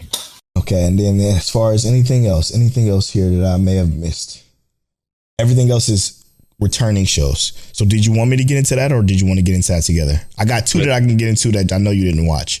No, well, okay. If you got two that you can get into that I didn't watch, do those first. Let's get into those, and then let's get into everything that's returning that we did watch. Okay, so rapid fire. I'm gonna go rapid fire for you then. By the Grace of Gods 2. It's again, it's an isekai about a kid who transferred to another world who takes control of slimes and use slimes in a very unique way, scientifically. And what he does with the slimes is extremely creative. He created a laundromat that can literally clean anything, no matter how dirty it is. It can clean anything, all based off of slimes. Very fucking good show. So shocked that it got a season 2, but I'm very happy that it gets season 2 because it continues its wholesomeness and fun to watch. The other one, Don't Toy With Me, Miss Nagatoro, Second Attack, which is the second season of Don't Toy With Me, Nagatoro. I still hate this show, but I can't stop watching it. I hate the whole yandere bully because I got a crush on you type of situation. But something about it, I can't stop watching, man. I keep fucking turning this shit on. And I turned it on like, damn, I remember why I hate this show, but I keep watching it. I'm not turning it off. I'm going to continue to watch it. That's that. And then the rest, me and Till both watched, I believe, which is Tokyo Revenger Season 2. Yep. Episode 1. Of course, our most anticipated, the Misfit Demon King Academy 2. Mm-hmm. And then we have the newer shows that we've watched, which we can get into later. All right. I'm gonna have, you know what? I'm gonna take the time tomorrow when I'm editing this podcast before it comes out on Tuesday. I'm gonna put timestamps in the video version and in the podcast notes. I'm gonna put timestamps so you can go to each show that we talked about and just click it. Yes, I committed and gave myself more work, but whatever. We're gonna do that just to make it easier for you guys because we're already an hour and 13 minutes in. I'll say it's okay. I made a lot of notes. Big thing I wanted to say real quick though. Yeah. Tokyo Avengers coming back. I am so happy that I did not continue reading the manga. Me too. Because this feels like something that if it came back and I had committed to reading the manga all the way through, like we said we was going to go and do. Which we read some. I read this part. We did read some. I did read past this part, but it's like I stopped before shit got real. Yes, you know? Me too. So I know what's coming for this, but where this season is going to go, I'm probably not even halfway through, so I'm so happy for that because I'm ready for. I like that they're adults. I like that it feels like the stakes were high before, but now they might be higher. I like this, so I'm excited to see where this goes, and I'm so happy. Like what Polo said when I read My Hero Academia, that I don't know nothing. Yeah, we don't know nothing. I do see the thing about reading this particularly is it's so much to understand when you're reading this show that it's easy to forget. I remember just glimpses of scenes in this one from what I've read, which is perfect because I didn't remember enough to know that this felt a little bit fresh but still familiar. I can't wait to get to the parts where we didn't read because I would rather see it animated anyway. But it was really good. A really good comeback so far. The thing is too is, damn, I forgot a lot of shit for some of these comeback episodes. I definitely should have did like a half of the end of the season, but like towards that end of Tokyo Revengers, should have watched like the last 3 or 4 episodes. Me too. Yeah, because I needed it to remember what the fuck was even happening. But I mean, to move on quickly to another one that came back, Spectre 2. You watched that? Yes. Yeah, that one did an extremely good job of reminding you of recapping of what is what. It was a natural recap of these yokai sitting around a table talking to each other and describing who our characters are, what they were doing, why they were doing it, and it was a brilliant episode. I also remember that this show is Monster of the Week for sure. So it's just going to be more of that, but in a Monster of the Week type of unique way that I enjoy. Yeah, and I agree entirely because that first episode, it brought back everything that I remembered. Yep. About the previous nice one, and naturally, especially the moments that got like intense that they didn't explain too much. It was just the fact that they brought it up. I was like, oh yeah, yep. Great way to do it. Would I have liked a little bit more progression in the first episode? Yes, but I mean, as a recap for a comeback anime that I didn't think was getting a second season, it was wonderful. I'll take it. Yeah. And then going into what else was it? Yeah. From here we just go right into the Misfit Demon King Academy 2, which is our most anticipated. Yes, bro. Oh my god, dude! I forgot how fucking pretty the show is. For one, I think they made it prettier, bro. They had Silverlink. This is why. That's it. Yeah, Silverlink. Okay, I'm excited for this because Silverlink is doing Mission Yozakura Family in 2024. So that's exciting. It's so fucking good. We know it's going to look good. They did Masamune-kun and they're doing Masamune-kun season 2. Oh my God, this show is going to be beautiful because they did The Maid I Hired is Recently Mysterious. They did a lot of good shows. Very, very unique art style because what makes Misfit Demon King Academy so unique, or the Silverlink in general, is they have this flat aesthetic that just looks so pretty. It looks so pretty. And when they do action, they do it right. I love it. It's also, and like you said, when it looks pretty, it's because of how they layer the colors, how they do their shading. Mm-hmm. It's not like it's specifically different. It's just a little bit more unique to their like art style for their anime. Yeah. So it looks really, really good. Doesn't the characters feel bigger too? Like the characters on screen feel the screen. Like they feel like people. They step out of the screen is what it feels like. And I think that's part of the art style. Like the art style just makes that visually possible. But yeah, this whole episode in general, and I mean, I don't know how much spoiler we're giving on Misfit Demon King, but man, Anos Voldigo, when we say he's the fucking GOAT. He's still the GOAT. He is the GOAT, bro. I feel like this first episode was a transcendence of power. It was like, yeah, in season 1, he killed a dude, brought him back to life, killed a dude, brought him back to life, killed a dude, brought him back to life, and was like, all right, cool, what you want to do? Okay, cool, kill him and brought him back to life. I was like, man, okay, that's demon material right there. This episode, spoiler alert, he killed a guy who essentially would have ended the entirety of the world, brought him back to life, and then said, okay, but you can have 10% of your power because I don't want to destroy the world. Yep. And then then that guy continues to teach like nothing happened. Well, what I think was so cool about this is the fact that they didn't finally, because they learned this. We learned this at the end of season 1, spoiler alert, but they finally now understand that Anos Voldigold is the Demon King reincarnated. They finally get it now. It's no more secret. It's not a secret anymore. It's not a joke. We're not playing. Yep. It is what it is. So again, it's doing what Shadowverse isn't or Shadowverse, Eminence and Shadow. And it just feels good to be back, man.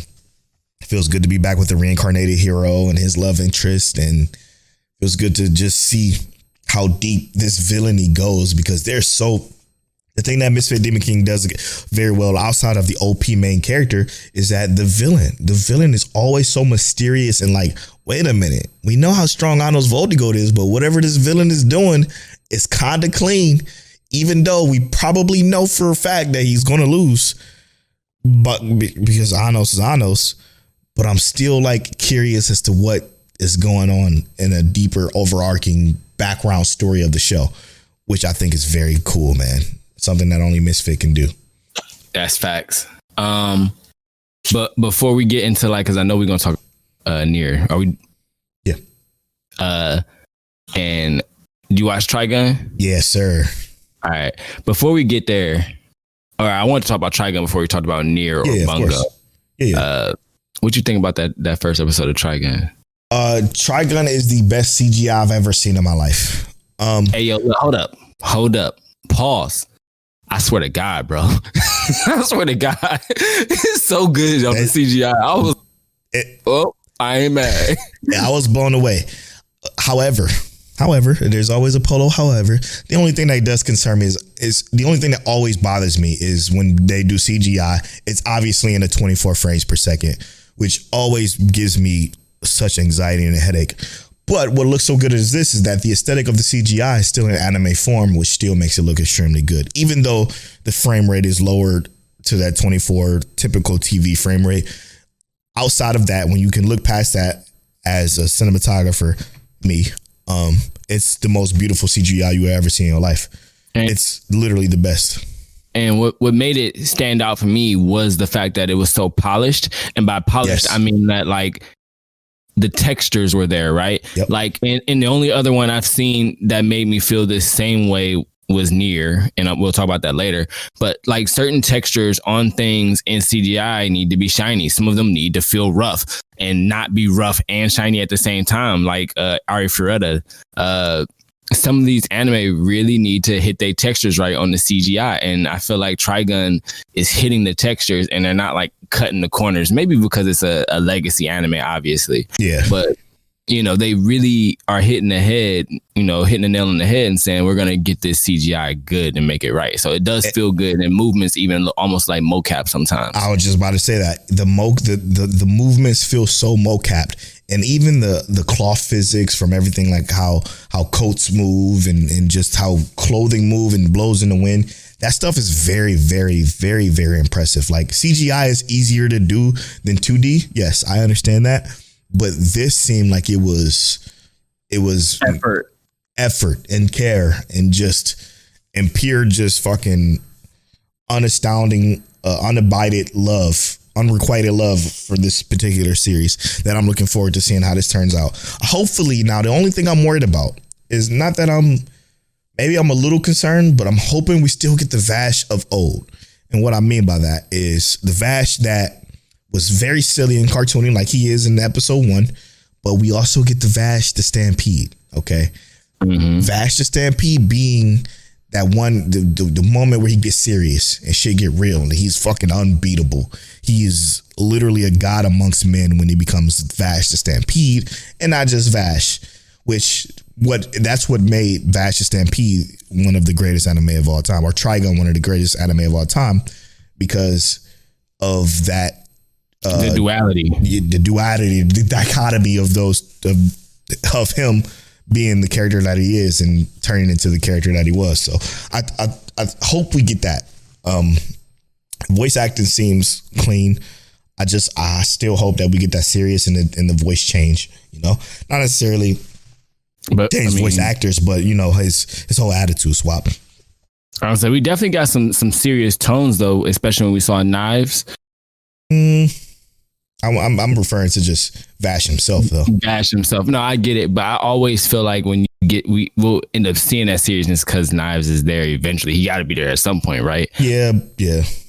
But I would like to see, like you said, like I agree with, like there are moments when he's not playtime. And we also saw that with the plant, you know, his perception of that plant was a little bit more serious and how he talked about it. For 2 seconds. I know. I'm just saying, I want to see him get active with that same energy, you know, that same mentality. So we see a flash of it, but he was just like joking kitty, you know, bash the Stampede. Yeah. He was bash, no Stampede. No Stampede. Exactly. Yeah, it was pretty good though. I'm looking forward to watching more of it. That's what I'm gonna look forward to week for sure. I'm glad it's on Crunchyroll and not on Netflix. And then moving on to, you want to go to Bungo before we go to Nier? Please. Let's go to Bungo, Stray Dogs. Now, Bungo does what it always do at the beginning of these seasons, and that's give you a dip of the past. And I love the way they do the dip of the past, because the dip of the past is always monotone and just a unique take on that story. Now, Tell did a watch along, so make sure you go watch that watch along with Tell to find out exactly what he felt in the moment on patreon.com/MikeCheckWaifu. But for my thoughts, to be honest, I fucking loved it, man. I loved it. Loving the fact that we learning that. Again, this is one I could have used a recap. I'm not going to hold you, because I'm like, what the fuck is these? Well, I'm confused. But then I remember how Bungo Stray Dogs does. Their season starts and it's always the past. But they gave us a pass with literally the director of the security, whatever the place is called. I forget. The director of that place and who his first partner was, which was the detective, the kid detective. And goat. Yeah, absolute goat. Love this episode. Love the way it kind of dissected the crime scenes and their relationships and how that kind of managed to come about. I can't wait. We still obviously going to get more of that. Usually it takes, if I'm not mistaken, it's about 3 episodes before we get back to the present. So it's probably going to be the case here. I think was always a good thing to mention, and especially in the case of like Bungo Stray Dogs, that how we ended up with a battle action anime with such well-rounded characters. I'm not saying every character is well-rounded, but so many of these characters have layers, you know? Oh, and yeah, there's so absolutely. much detail and information to them. It's almost like they really sincerely give a fuck about what they're giving us, bro. Absolutely. And this first episode, one of the things I love the most about it stylistically and how they do their historical episodes, like how they did season 3 when they started it that way, because remember the car bomb and everything. Yep. The colors are always washed out. They don't take all the saturation out, just like 98% of it. So a little bit of color that says this is red, but this is a purple highlight, so it almost don't even look red. And I love how they do that, because it's how you know. I mean, you'll know it's the past when they show us it's the past, but you don't even have to think about it. You don't even have to consider it. As soon as it came on, I saw the color, boom. Past. We're in the past. We're in the past. It is what it is, and it's so good. I just love how the characters act in general. I agree. Great first episode. We ain't got to explain it to you. You're going to watch it, love it, just like we do. Absolutely. And now to get to one of my most anticipated was, this is fucking, I need to hear your thoughts about this before I even spill mine, because mine is going to go into some shit. It blew my fucking mind for one, but I'm going to go ahead and let you go. For Nier Automata version 1.1a, what did you think? I've only ever watched gameplay of this, but let me tell you something.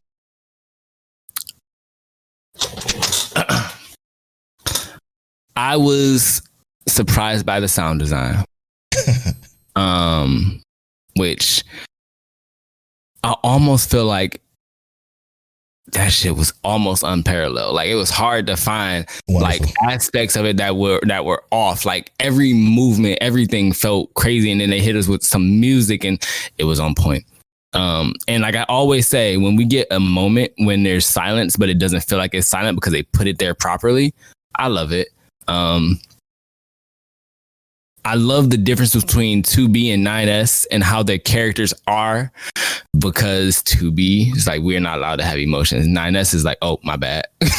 And it's I want to know more about the world, because like I said, I've only ever seen the gameplay, and I feel like not being immersed in that gameplay is like actually playing it myself. I wasn't able to fully envelop myself in that world, but how they gave us this first episode, it really gives you like an understanding of like, I'm not going to say it gives you a full understanding, but it kind of gives you that understanding of the state of the world. Like, they're saying, you know, for the humans, but it's like, well, where the fuck the humans at? Aha. Well, great question, Montel. If you don't mind, I would like to go into that a little bit. So, for those of you that don't know about Nier takes place after the apocalypse. The apocalypse being that automation literally it wiped out humanity. So all the robots that you see that 9S and 2B are fighting, those are robots that eliminates organic life, basically. And the androids, the androids or the automatons were created to fight for humanity down on Earth, to try to take back Earth. So basically all of the different automatons, their goal is to literally fight all of the robots down on Earth to clear it out so humans can come back and live. Their goal is to just basically fight for humanity. And it's fucking watching this episode 1 till when I tell you, this is so crazy. Episode 1 is just the beginning of it's the game. It's literally the game. Like I'm watching this shit, I'm like, yo, what the fuck? Like beat by beat by beat and moment to moment and like level to level, it's the game. But also I wanted to say like what I felt about that, right? Because we talked about the CGI and Trigun, how it's like the best, right? I felt like, and I hate how I feel this way sometimes I feel like the game design CGI is so much better than like the shit we get in anime. But the CGI in this, like the moments of it that we got, it almost felt like they were putting me in the video game. And I was like, yeah, that's the kind of CGI I want in my anime. I don't want that clunky, completely ugly looking stuff. So it felt like... Yeah. I'm going to keep it real with you. The video game still looked better. But yeah, like this shit it was the beat for beat the game. Like everything like from the moment she was in her battle suit and she was flying, that's literally a moment where you're doing a top down flying moment and you're flying through those doors. Like you're flying through those fucking doors and you're shooting a bunch of different robots. It was so the video game, and I'm like, I might as well not even watch this because it's just the game. I know exactly what it's going to be until Montel. Oh my God, I'm so glad I didn't look at this at the beginning. Until the end, okay? I'm going to spoil the end. The end, they fight those robots again. That's at the end of like the first chapter. You do that boss battle, just like they did that boss battle, which is fucking crazy, which is so good. But you do that boss battle, and then they put their black boxes together and they explode, okay? Now, what's so fucking cool about that is, what's the name of this episode, Tel? If you don't mind. Hold up. Take just 2 seconds to find the episode of the title for me and like read it exactly how it is. All right, hold up. Because this is gonna fucking blow your mind, because it did mine. And it probably did mine because I specifically played the video game. So I know exactly how this is gonna go. Now, the people that played the video game, correct me if I'm wrong, but I'm pretty sure about this, which is why this is gonna be so fucking dope. Okay. Or not to square parentheses B. Okay. In parentheses, in the bracket parentheses is B, right? Mm-hmm. That's like that because that's the fucking B ending of the video game, okay? That beginning that we watched where they put their black boxes together is the B ending of the video game. Mind fucking blown. Because I'm looking at this when I was watching it and I'm like, this whole thing has been the video game, the complete level 1 up until you fight the boss. They don't put their black boxes together because that's a different ending. And then I saw an end and saw the B and I'm like, holy shit, that's B ending. That's the B ending. And then at the end, you get the little robot puppet that comes up and say, hey, this is Pod S or whatever. And we're going to introduce you to the different endings of the video game. I'm like, I get up and walk the fuck away, Till. I walk away from my computer because I'm like, this shit is fucking incredible, because I was not expecting them to do that. So basically, they're going to go through the endings of the game and the show, and the way they're doing it by just basically giving them another life by uploading 2B's consciousness to the pods, where she could just have another model of her, another automaton just come down with her same personality and the same of everything that she went through before, without 9S personality, because 9S personality got erased when he blew up the black box. It's literally the B ending. I'm like, oh my God, my mind is fucking blown. So With that being said, this is going to be a fantastic watch because what it's doing is after they come from the top, I don't know if they're not going to replay the beginning again because they don't really need to, but they're going to continue the story from there. But we already got one of the 26 endings. So I'm extremely curious to see how this is going to go. Hear me out. And I'm only asking this because I sincerely want to know your perspective on this. With that, right? Because I was actually thinking this. I wanted to ask you, do you think that they're going to give us like an anime exclusive ending? No, they're going to stay faithful to the game and only give us like game endings? Probably, because I mean, I've seen the trailers, so I pretty much am. I mean, and then seeing the trailers and then watching this first episode, I'm pretty sure that they're going to go the video game route, but they're going to give us the different endings in the video game in this anime somehow.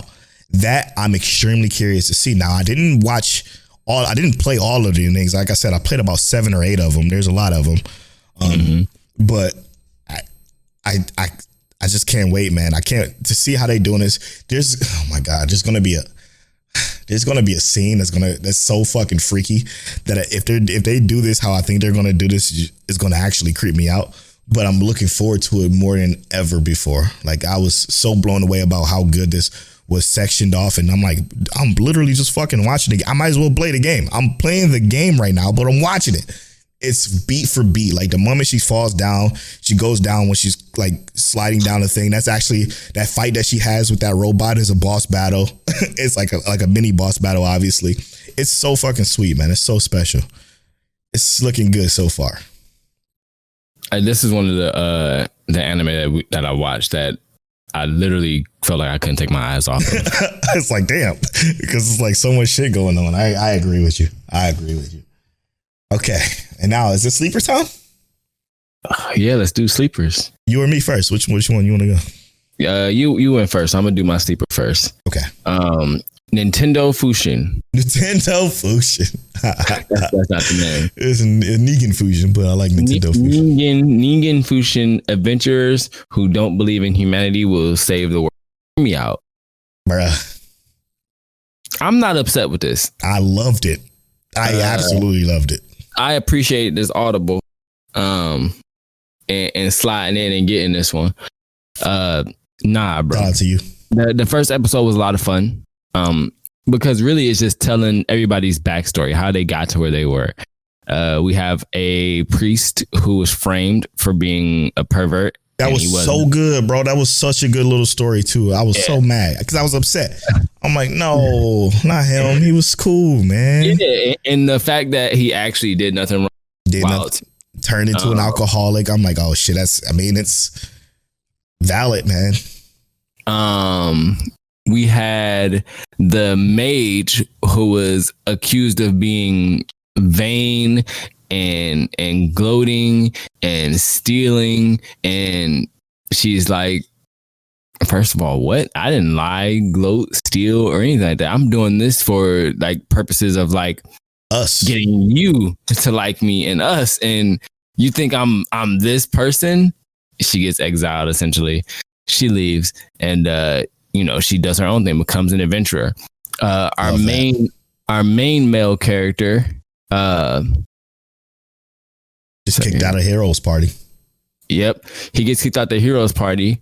And the thing is too, like, all these characters are like raw. Like they all are like, they built different. And it's almost like y'all kicking out the wrong people from the party.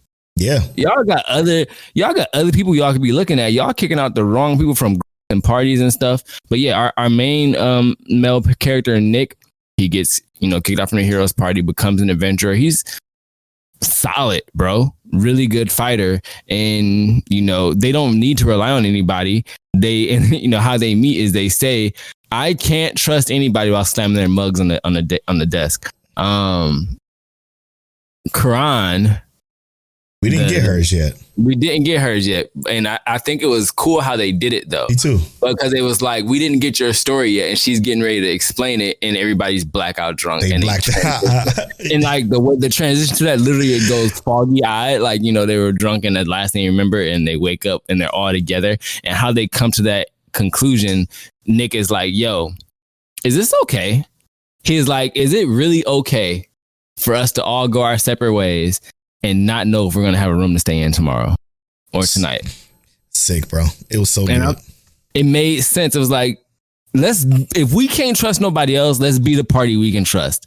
Since, I mean, we don't trust each other, we ain't gonna trust nobody else anyway, so we might as well do it. And then I imagine that they're gonna find out, wait, you're actually busted. Dope. Yep. You got the skills. You got skills. You got skills. You got skills. Everybody got skills. Let's go save the world.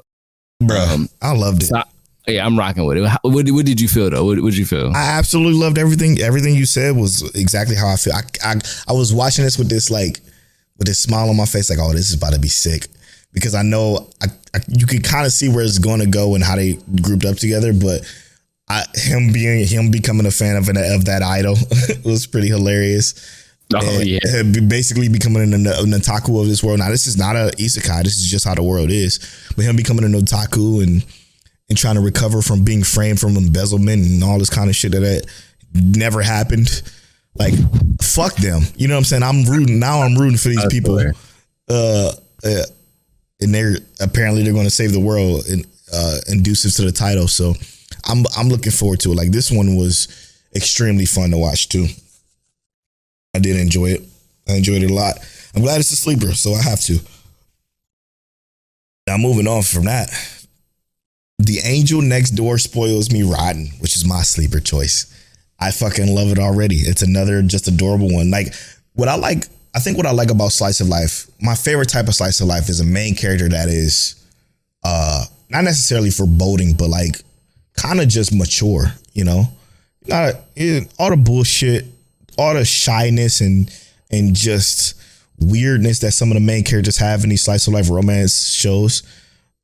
I'm cool with it, fine, but it's nothing better than a self-aware, normal, just, you know, dare I say, lethargic, kind of like whatever kind of guy. And that's my favorite kind of protagonist, and that's exactly what he is. He's like, you know, I'm just whatever. I see this girl who I know at school is extremely popular sitting on a swing set while it's raining. I have an umbrella. Let me just do the right thing here. I don't want anything in return. Just take the umbrella. I'm gonna head home. Gives her the umbrella, and she's like, "Okay, thank you very much." When he dips, and he basically gets extremely sick from doing that because he catches the cold, she doesn't, and then she feels at first obligated to take care of him because he got sick because of her, essentially. And when you kind of get to know her a little bit, she's that perfect high school girl, who seems to try to live up to expectations, who also is very honest when she's at least near him anyway. Very honest, very, you know, just kind of like, whatever, I'm just doing this because I have to kind of shit. And it seems like it's a recipe for a very good romance show. Very chill show. I'm loving it so far. What you think? If this wasn't your sleeper, this would be my surprise of the week. It was highly enjoyable, bro. Like let's just artistically, like looking at it, gorgeous. I actually really, really enjoy it. Like I felt like I could have paused a lot of the scenes, especially like the umbrella scene. Yes, bro. Facts. I was ready. I was like, hold up, new wallpaper. It was such a good scene. But like you said, that is also my favorite kind of male character for one of these slice of life. He gave me the right perspective in terms of like, he understands what's going on is what it seems like, yes. Right? It doesn't seem like he's a character that's completely oblivious and doesn't recognize that there is anything going on. I like that he's not unaware of just life. Yes, man. It's cool. It's one thing to, I think it's perfectly fine to be oblivious to certain cues, but overly oblivious is like, come on, bro. Get frustrating, right? You are not mentally ill. You just, there's problems here. So yeah. I do entirely love the fact that like, he is a character who is cognizant of what's going on around him. So I'm actually super thrilled to watch this one and continue next week. You picked a good sleeper. I guess as usual, you like 4 for 5 at this point. Right. 8 for 10. It's okay. To put that in perspective of what you said about how it looks, the studio is Project 9. So if you're familiar with Project 9, they did Love After World Domination, which also looked great. Haji Hero, they did. My Stepmom Daughter Is My Ex, they did. Bottom tier character Tomozaki, they did. I forgot I loved Haji Hero so much. Yeah, Haji Hero's too good. High school prodigies have it easy, even in another world. They did that one too, which looked really, really good. But Project 9 does a lot of good stuff.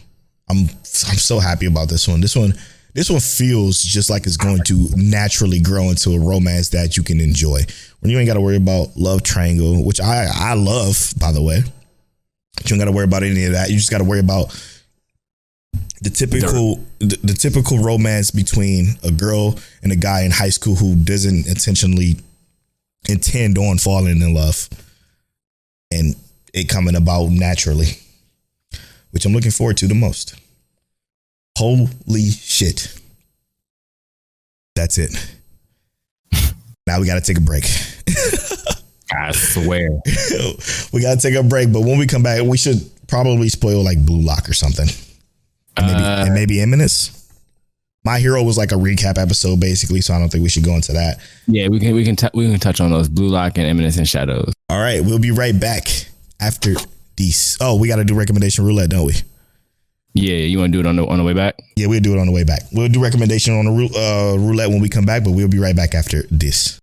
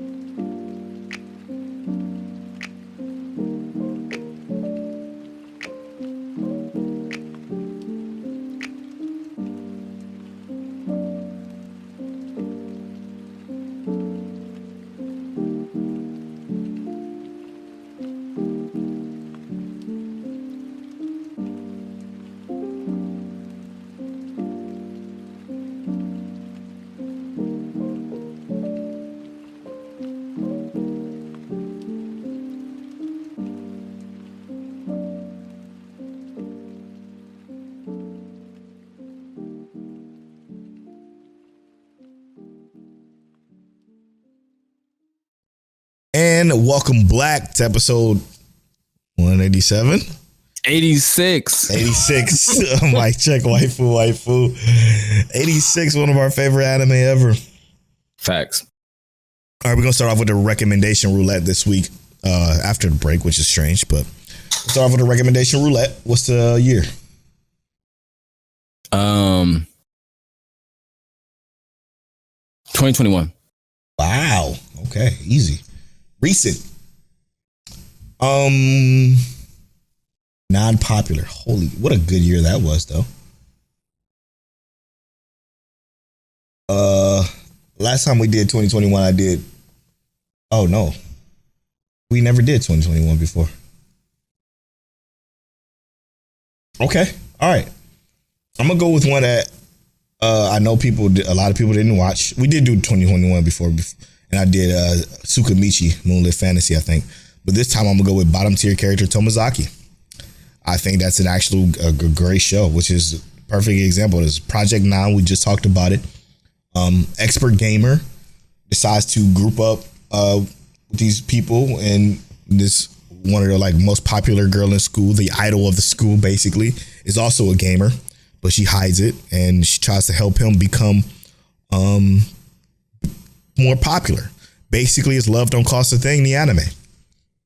I think it's cool. Bottom tier character. It's almost like.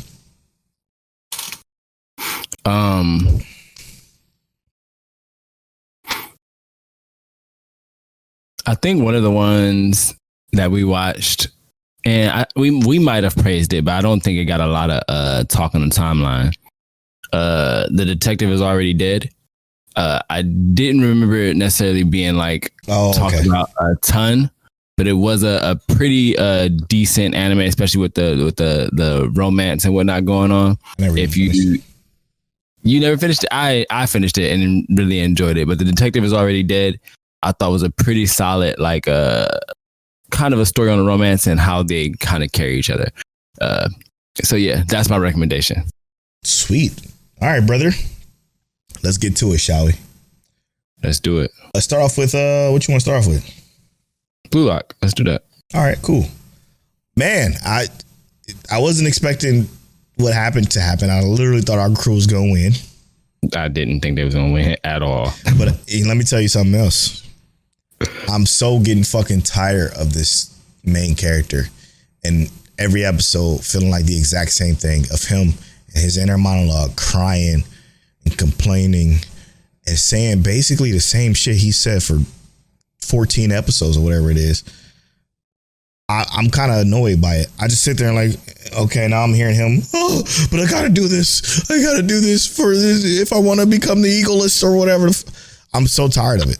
I'm so annoyed by it. I just want him to fucking play soccer, either lose or win, and keep it fucking moving. Because the inner monologue is just kind of like, what it does is it just expands the episode to make it longer so they can hit that 25 count. The bigger issue that I see, right, is, and it stems off exactly what you're saying, right? The issue is that like that inner monologue, if it was developmental, it would feel better. Yeah. Because that inner monologue needs to be him not saying I need to take a direct shot. How am I going to get to that spot to take the direct shot? Like when he had those moments when he was getting the ball past him, he was trying to figure out how he's going to get to the next point to actually score. That wasn't bad. Yeah, that was okay. It was everything else in between that, where it's like, I have to be the egoist, like you said, like, yeah, be the egoist. You don't have to tell us that every 5 minutes. Tell me how you going to make this goal, right, bruh. Tell me about how you about to go practice and make sure you got the calf muscles to jump high enough next time, because dude is over 190 centimeters and you need to be able to jump with a Yao Ming looking I need you to figure this out, bro. Right. And I'm not taking it away from like the people who really enjoy their sports anime and whatnot. Not at all, yeah. But the issue I'm having is like I'm having a hard time connecting with our MC specifically. Bachira, I fuck with Bachira, bro. I like him. He not the main character. He's one of the main characters, but him. Okay. I mean, but I fuck with him for the whole fact of like he's moving. He's progressing. I see. He's not taking a step back, and it might just be because he's not the MC that we're not constantly in his head, but we just see him progressing. That's all we see from him. One episode is I got good footwork. Next episode is I got fancy passes that can do this. The next episode we see him, I really need to step up my footwork, not just keep the same footwork I did 4 episodes ago. Ooh. So that's why I'm saying like I really like Bachira, because he actually has grown, and I'm ready to see more of that. The guy that he got on his team right now was already Nagi was in my opinion, he was already better than y'all. Yep. So we do have to see him grow, but his growth that he got when we last saw him play, it feels more like a character growth, which is cool to me, because our main character doesn't feel like he's getting that character growth. He feels like he's getting, I don't want to say he's stagnating, because he has grown. Sure. It's just not enough in the amount of time that we're going to have for this entirety of the anime. Yeah. I'm so tired of rolling my eyes, because I'm tired of hearing him complain for 7 minutes straight about somebody else doing something awesome. You know what I'm saying? Like Ren, he was popping the fuck off. And the minute he popped the fuck off, then I got to go back to the main character in his head is, oh, now what am I going to do? He blah, blah, blah. We need 3 go. Like he's stating the obvious. He's stating the shit that doesn't need to be stated. And it's just, all it's doing is just extending the episode to make it long. That's it. Like, I want to move forward. Okay, let's lose this episode. Let's lose 15 minutes in, and then the next 5 minutes, let's start focusing on what he's going to do next, and then we can continue the story and push the story forward. And then let's win again. Let's get somebody else on. Like, it's pseudo predict. Now, while I didn't predict them to actually lose this, it's still pseudo predictable, because like, we know heavy on that foreshadowing. Yeah, of course. Cliffhanger. The foreshadowing with the cliffhanger. And like, I don't need them to drag all episodes just to make that 25 count, just to linger on some very predictable shit. He's going to go get them back. When he get them back, obviously, he's going to have some other teammates, probably some Beast or somebody from his original team. But whatever. Like, I just want to move on. I just want to move forward. I just want to get more progression as to where this shit is going to go. And spending this whole episode on this one match kind of just annoyed me a little bit. That's kind of been the show since it came on. But I will say this. I'm not mad that I'm watching it. Even though I feel like it solidified the fact that I fucking hate sports anime, I'm not mad that I watched it. I'm still... That's cap. You don't hate sports anime. I do. I actually do. They fucking... But you like Haikyuu. Yeah, there's the broken clock is right twice a day. So it's like I like Ippo and I like Haikyuu, but the rest of this shit stinks. And I think it's because they're all the fucking... Now, I haven't watched much, but I feel like they're all the same. I feel like they're all like Blue Lock, to be honest. And that turns me completely off, because I don't really care about Blue Lock. I don't care about any of the other characters. It's hard to even learn these characters' name. I only knew Nagi, Bachira, and... I don't know his name. What's the main character name? Don't know his name. Shit, that's crazy. I don't know the main character's name. And Nagi and Bachira, because they're the main characters. They run the show. I swear I'm not trolling. I don't know his name. Izuki. Whatever, bro. Like, I only knew them, even though I didn't know the main character's name, because we've been with them for 2 episodes. So I don't know. I'm ready for it to I just want it to progress. I do want to see how it ends. That's where I'm looking forward to. And if it ends with us trying to get a second season, I'm fucked. Oddly enough, the number 1 character is the mentality I want. Like, and not necessarily that mentality specifically, like him being like an asshole, but I want that kind of pressure. Like, bro, I'm built different. I need to show you I'm built different. Like, I'm not really trying here. I need something like that continues our character's growth. Yeah. Because okay, I see what you're saying. They thought they were being good. They thought they were good. No, you're not. You are ass-tastic, bro. I need you to figure out the fact that you're not good. even the people you thought were good are not good. And y'all need to find a way to move forward and actually be better than what you currently are. And that's all I want in this sports anime. And I feel like there are sports anime that do it, but I need progression. I need training camps. And this is a whole training camp, man. I feel like y'all not really training. Y'all getting in games, getting y'all head beat in, not getting your head beat in, pulling a ass card out. And yes, bro. Yes. I got it. I need y'all to figure it out. I need to tell them, button. I don't hate it though. Like I really don't. I'm not trying to say like I hate it, because I do enjoy the moments where the moments are good. But I don't want one moment that's good. I want like consecutive moments. I want consistency within the framework of this show. Yeah, I guess I should clarify, because I did say I hate sports anime, right? Yes. They just bore me. That's more of a, I guess, an appropriate term. Like, I don't hate IQ. I don't hate Ippo. I don't even hate Blue Lock. I'm just bored as fuck of Blue Lock. Like, bored as fuck. And I'm not supposed to be. These supposed to be suspenseful, intense moments that but right now I just don't. I'm like, okay, let's kind of go. Let's go to something that's going to be actually suspenseful. And we haven't yet. And that's what's disappointing so far. But I don't hate it. I guess I don't hate it. Hate it is a strong word. You're right. Tom, I'm sorry. You were right. I don't hate it. I just be talking shit. You can hate it if you want to. No, I don't hate it. I don't actually hate it. Because what you said makes sense. Because I feel the same exact way you do. I just need progression. Just let me go forward. Let me get some more. Yeah, let's get some progression. Let's move on. Let's progress on to Eminence and Shadow. Yeah, bro. I fucking love this show still, though. Oh, man. You know what's funny? Talk to me. Is that we was just talking about progression. This show is about to go straight back to the I'm Shadow mentality. And I'm going to tell you why. Talk to me. Because he killed everybody that no, he's Shadow. He killed everybody that was in the room.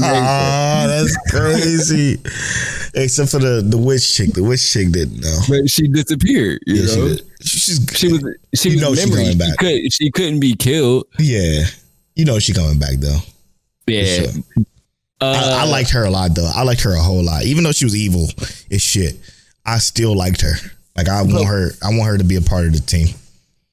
And she probably will. Evil? No, we didn't see her technically do anything evil. No, we saw like the flashbacks of who she was, the queen of, or the whip of cataclysm or something. Calamity, yeah, of course she's evil. You don't get that title for nothing. You kill a bunch of fucking people.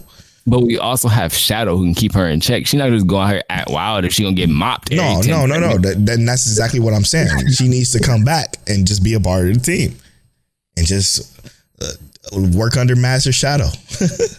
I'm gonna just say this. What I did love about the last couple of episodes of this show is that we've been getting more of the team. Okay. Yes. Less of Shadow, more of the team. Even though getting more of Shadow was always dope, getting more of the team was so good because now I'm starting to like these other characters, and I knew I would the moment I saw them because they all just look cool. But Alpha, Beta is awesome when she's chilling with the princesses and they making that little pact like they don't know she's Beta and she can fucking chop their head off in 2 seconds. And then you got Delta and you got the one I forget what the other one is called. Beta, Gamma. Gamma is the one that's she's not a fighter though. She's the one that's running all the department stores. Mm-hmm. Epsilon, yeah, Epsilon. She's fucking hilarious because she's using the suit to give her some well endowedness. But I'm starting to like them now that I'm finally starting to see more of them. I wish we got more of them, you know. But to know how they came up, this episode was sweet. I loved it. And I feel like we're gonna get more of them because you saw one of our princesses just got technically corrupted, right? Oh yeah, true. So I forgot about that. Which was my favorite princess, by the way. Let's go. They about to join the team. No. I hope she does. I hope she's like literally my favorite princess. She was super sweet, super fun. I like the fact that she got a crush on Sid, not Shadow. It's because they don't know. And the other one got a crush on Shadow and not Sid. No, I think she likes Sid too. She got some jealousy tendencies in there. He the GOAT, bro. He really is. He's such a cool like concept on a character. I want more exploration of him. Yes, we need to get, because the execution is just so annoying. Because he can definitely still be the Eminence in Shadow and still be like a somewhat powerful character. Yes, you know? And I agree. I think of it like you think about Overlord, right? Overlord was Momonga and Ainz.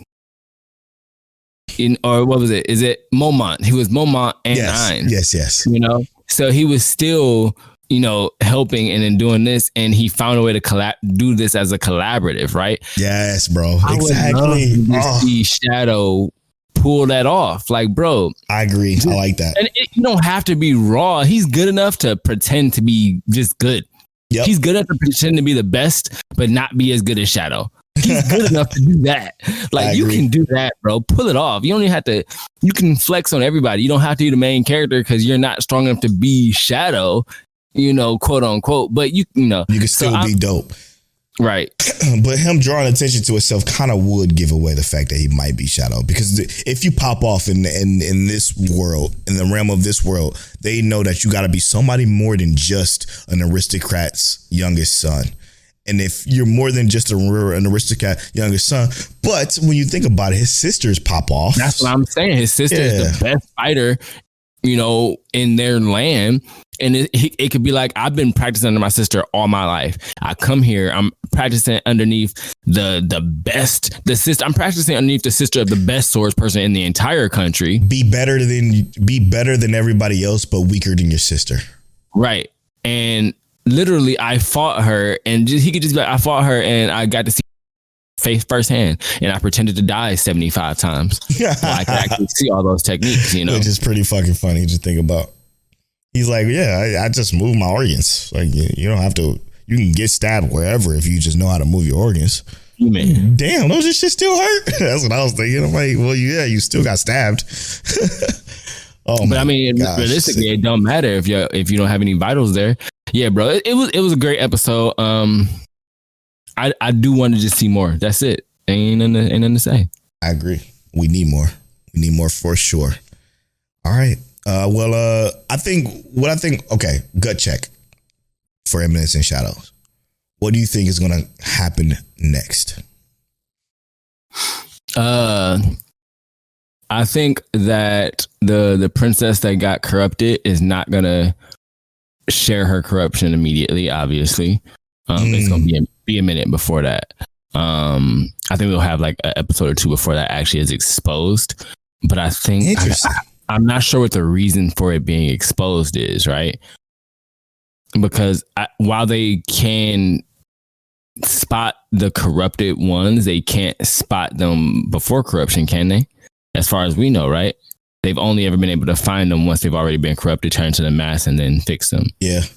I'm thinking that, you know how Alpha thought she was maybe a descendant because she kind of looked like Olivia. I think that she has some connection to Oliver or Olivia. And because she came from where she was, which was near the center of that demon arm, that even though they said, didn't they say that the Witch of Calamity is the demon, that demon arm or whatever? I think it was something along that lines. I forget, but I'll think about it. I'll come back to y'all next week about that. But I think she's going to be taken over and become like super dark, and Shadow's going to basically cure her. And like you said, I think she's going to become a part of the Eminence and Shadow. I think she has to, right? Like after they cure her, essentially, because I feel like everybody that becomes a part of the Eminence or the Shadow Garden is that they kind of die first, because they're all a part of that demon blood. I think they got to die first and then be not brought back, but modified. Restored. Yeah, exactly. Yeah, there is restored to their original self, and that's what is going to happen to her. I think that's going to be freaking sweet. And I'm at Polo Born Fly on all social media. I'm at King Jelliano. You can follow our social medias at Mike Check Waifu on Twitter and at Mike Check Waifu on Instagram and TikTok. Hey, and as always, Mike, check. Fus Ro Dah.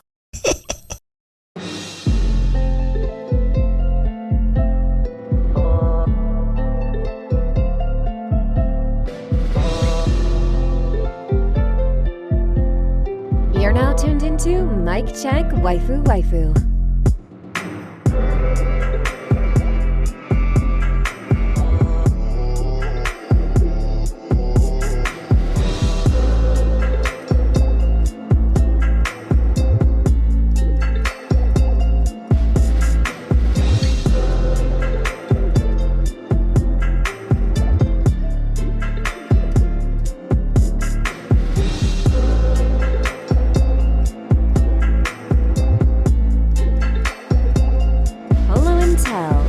Is that you? Is that you? Is that you? Is that you? Is that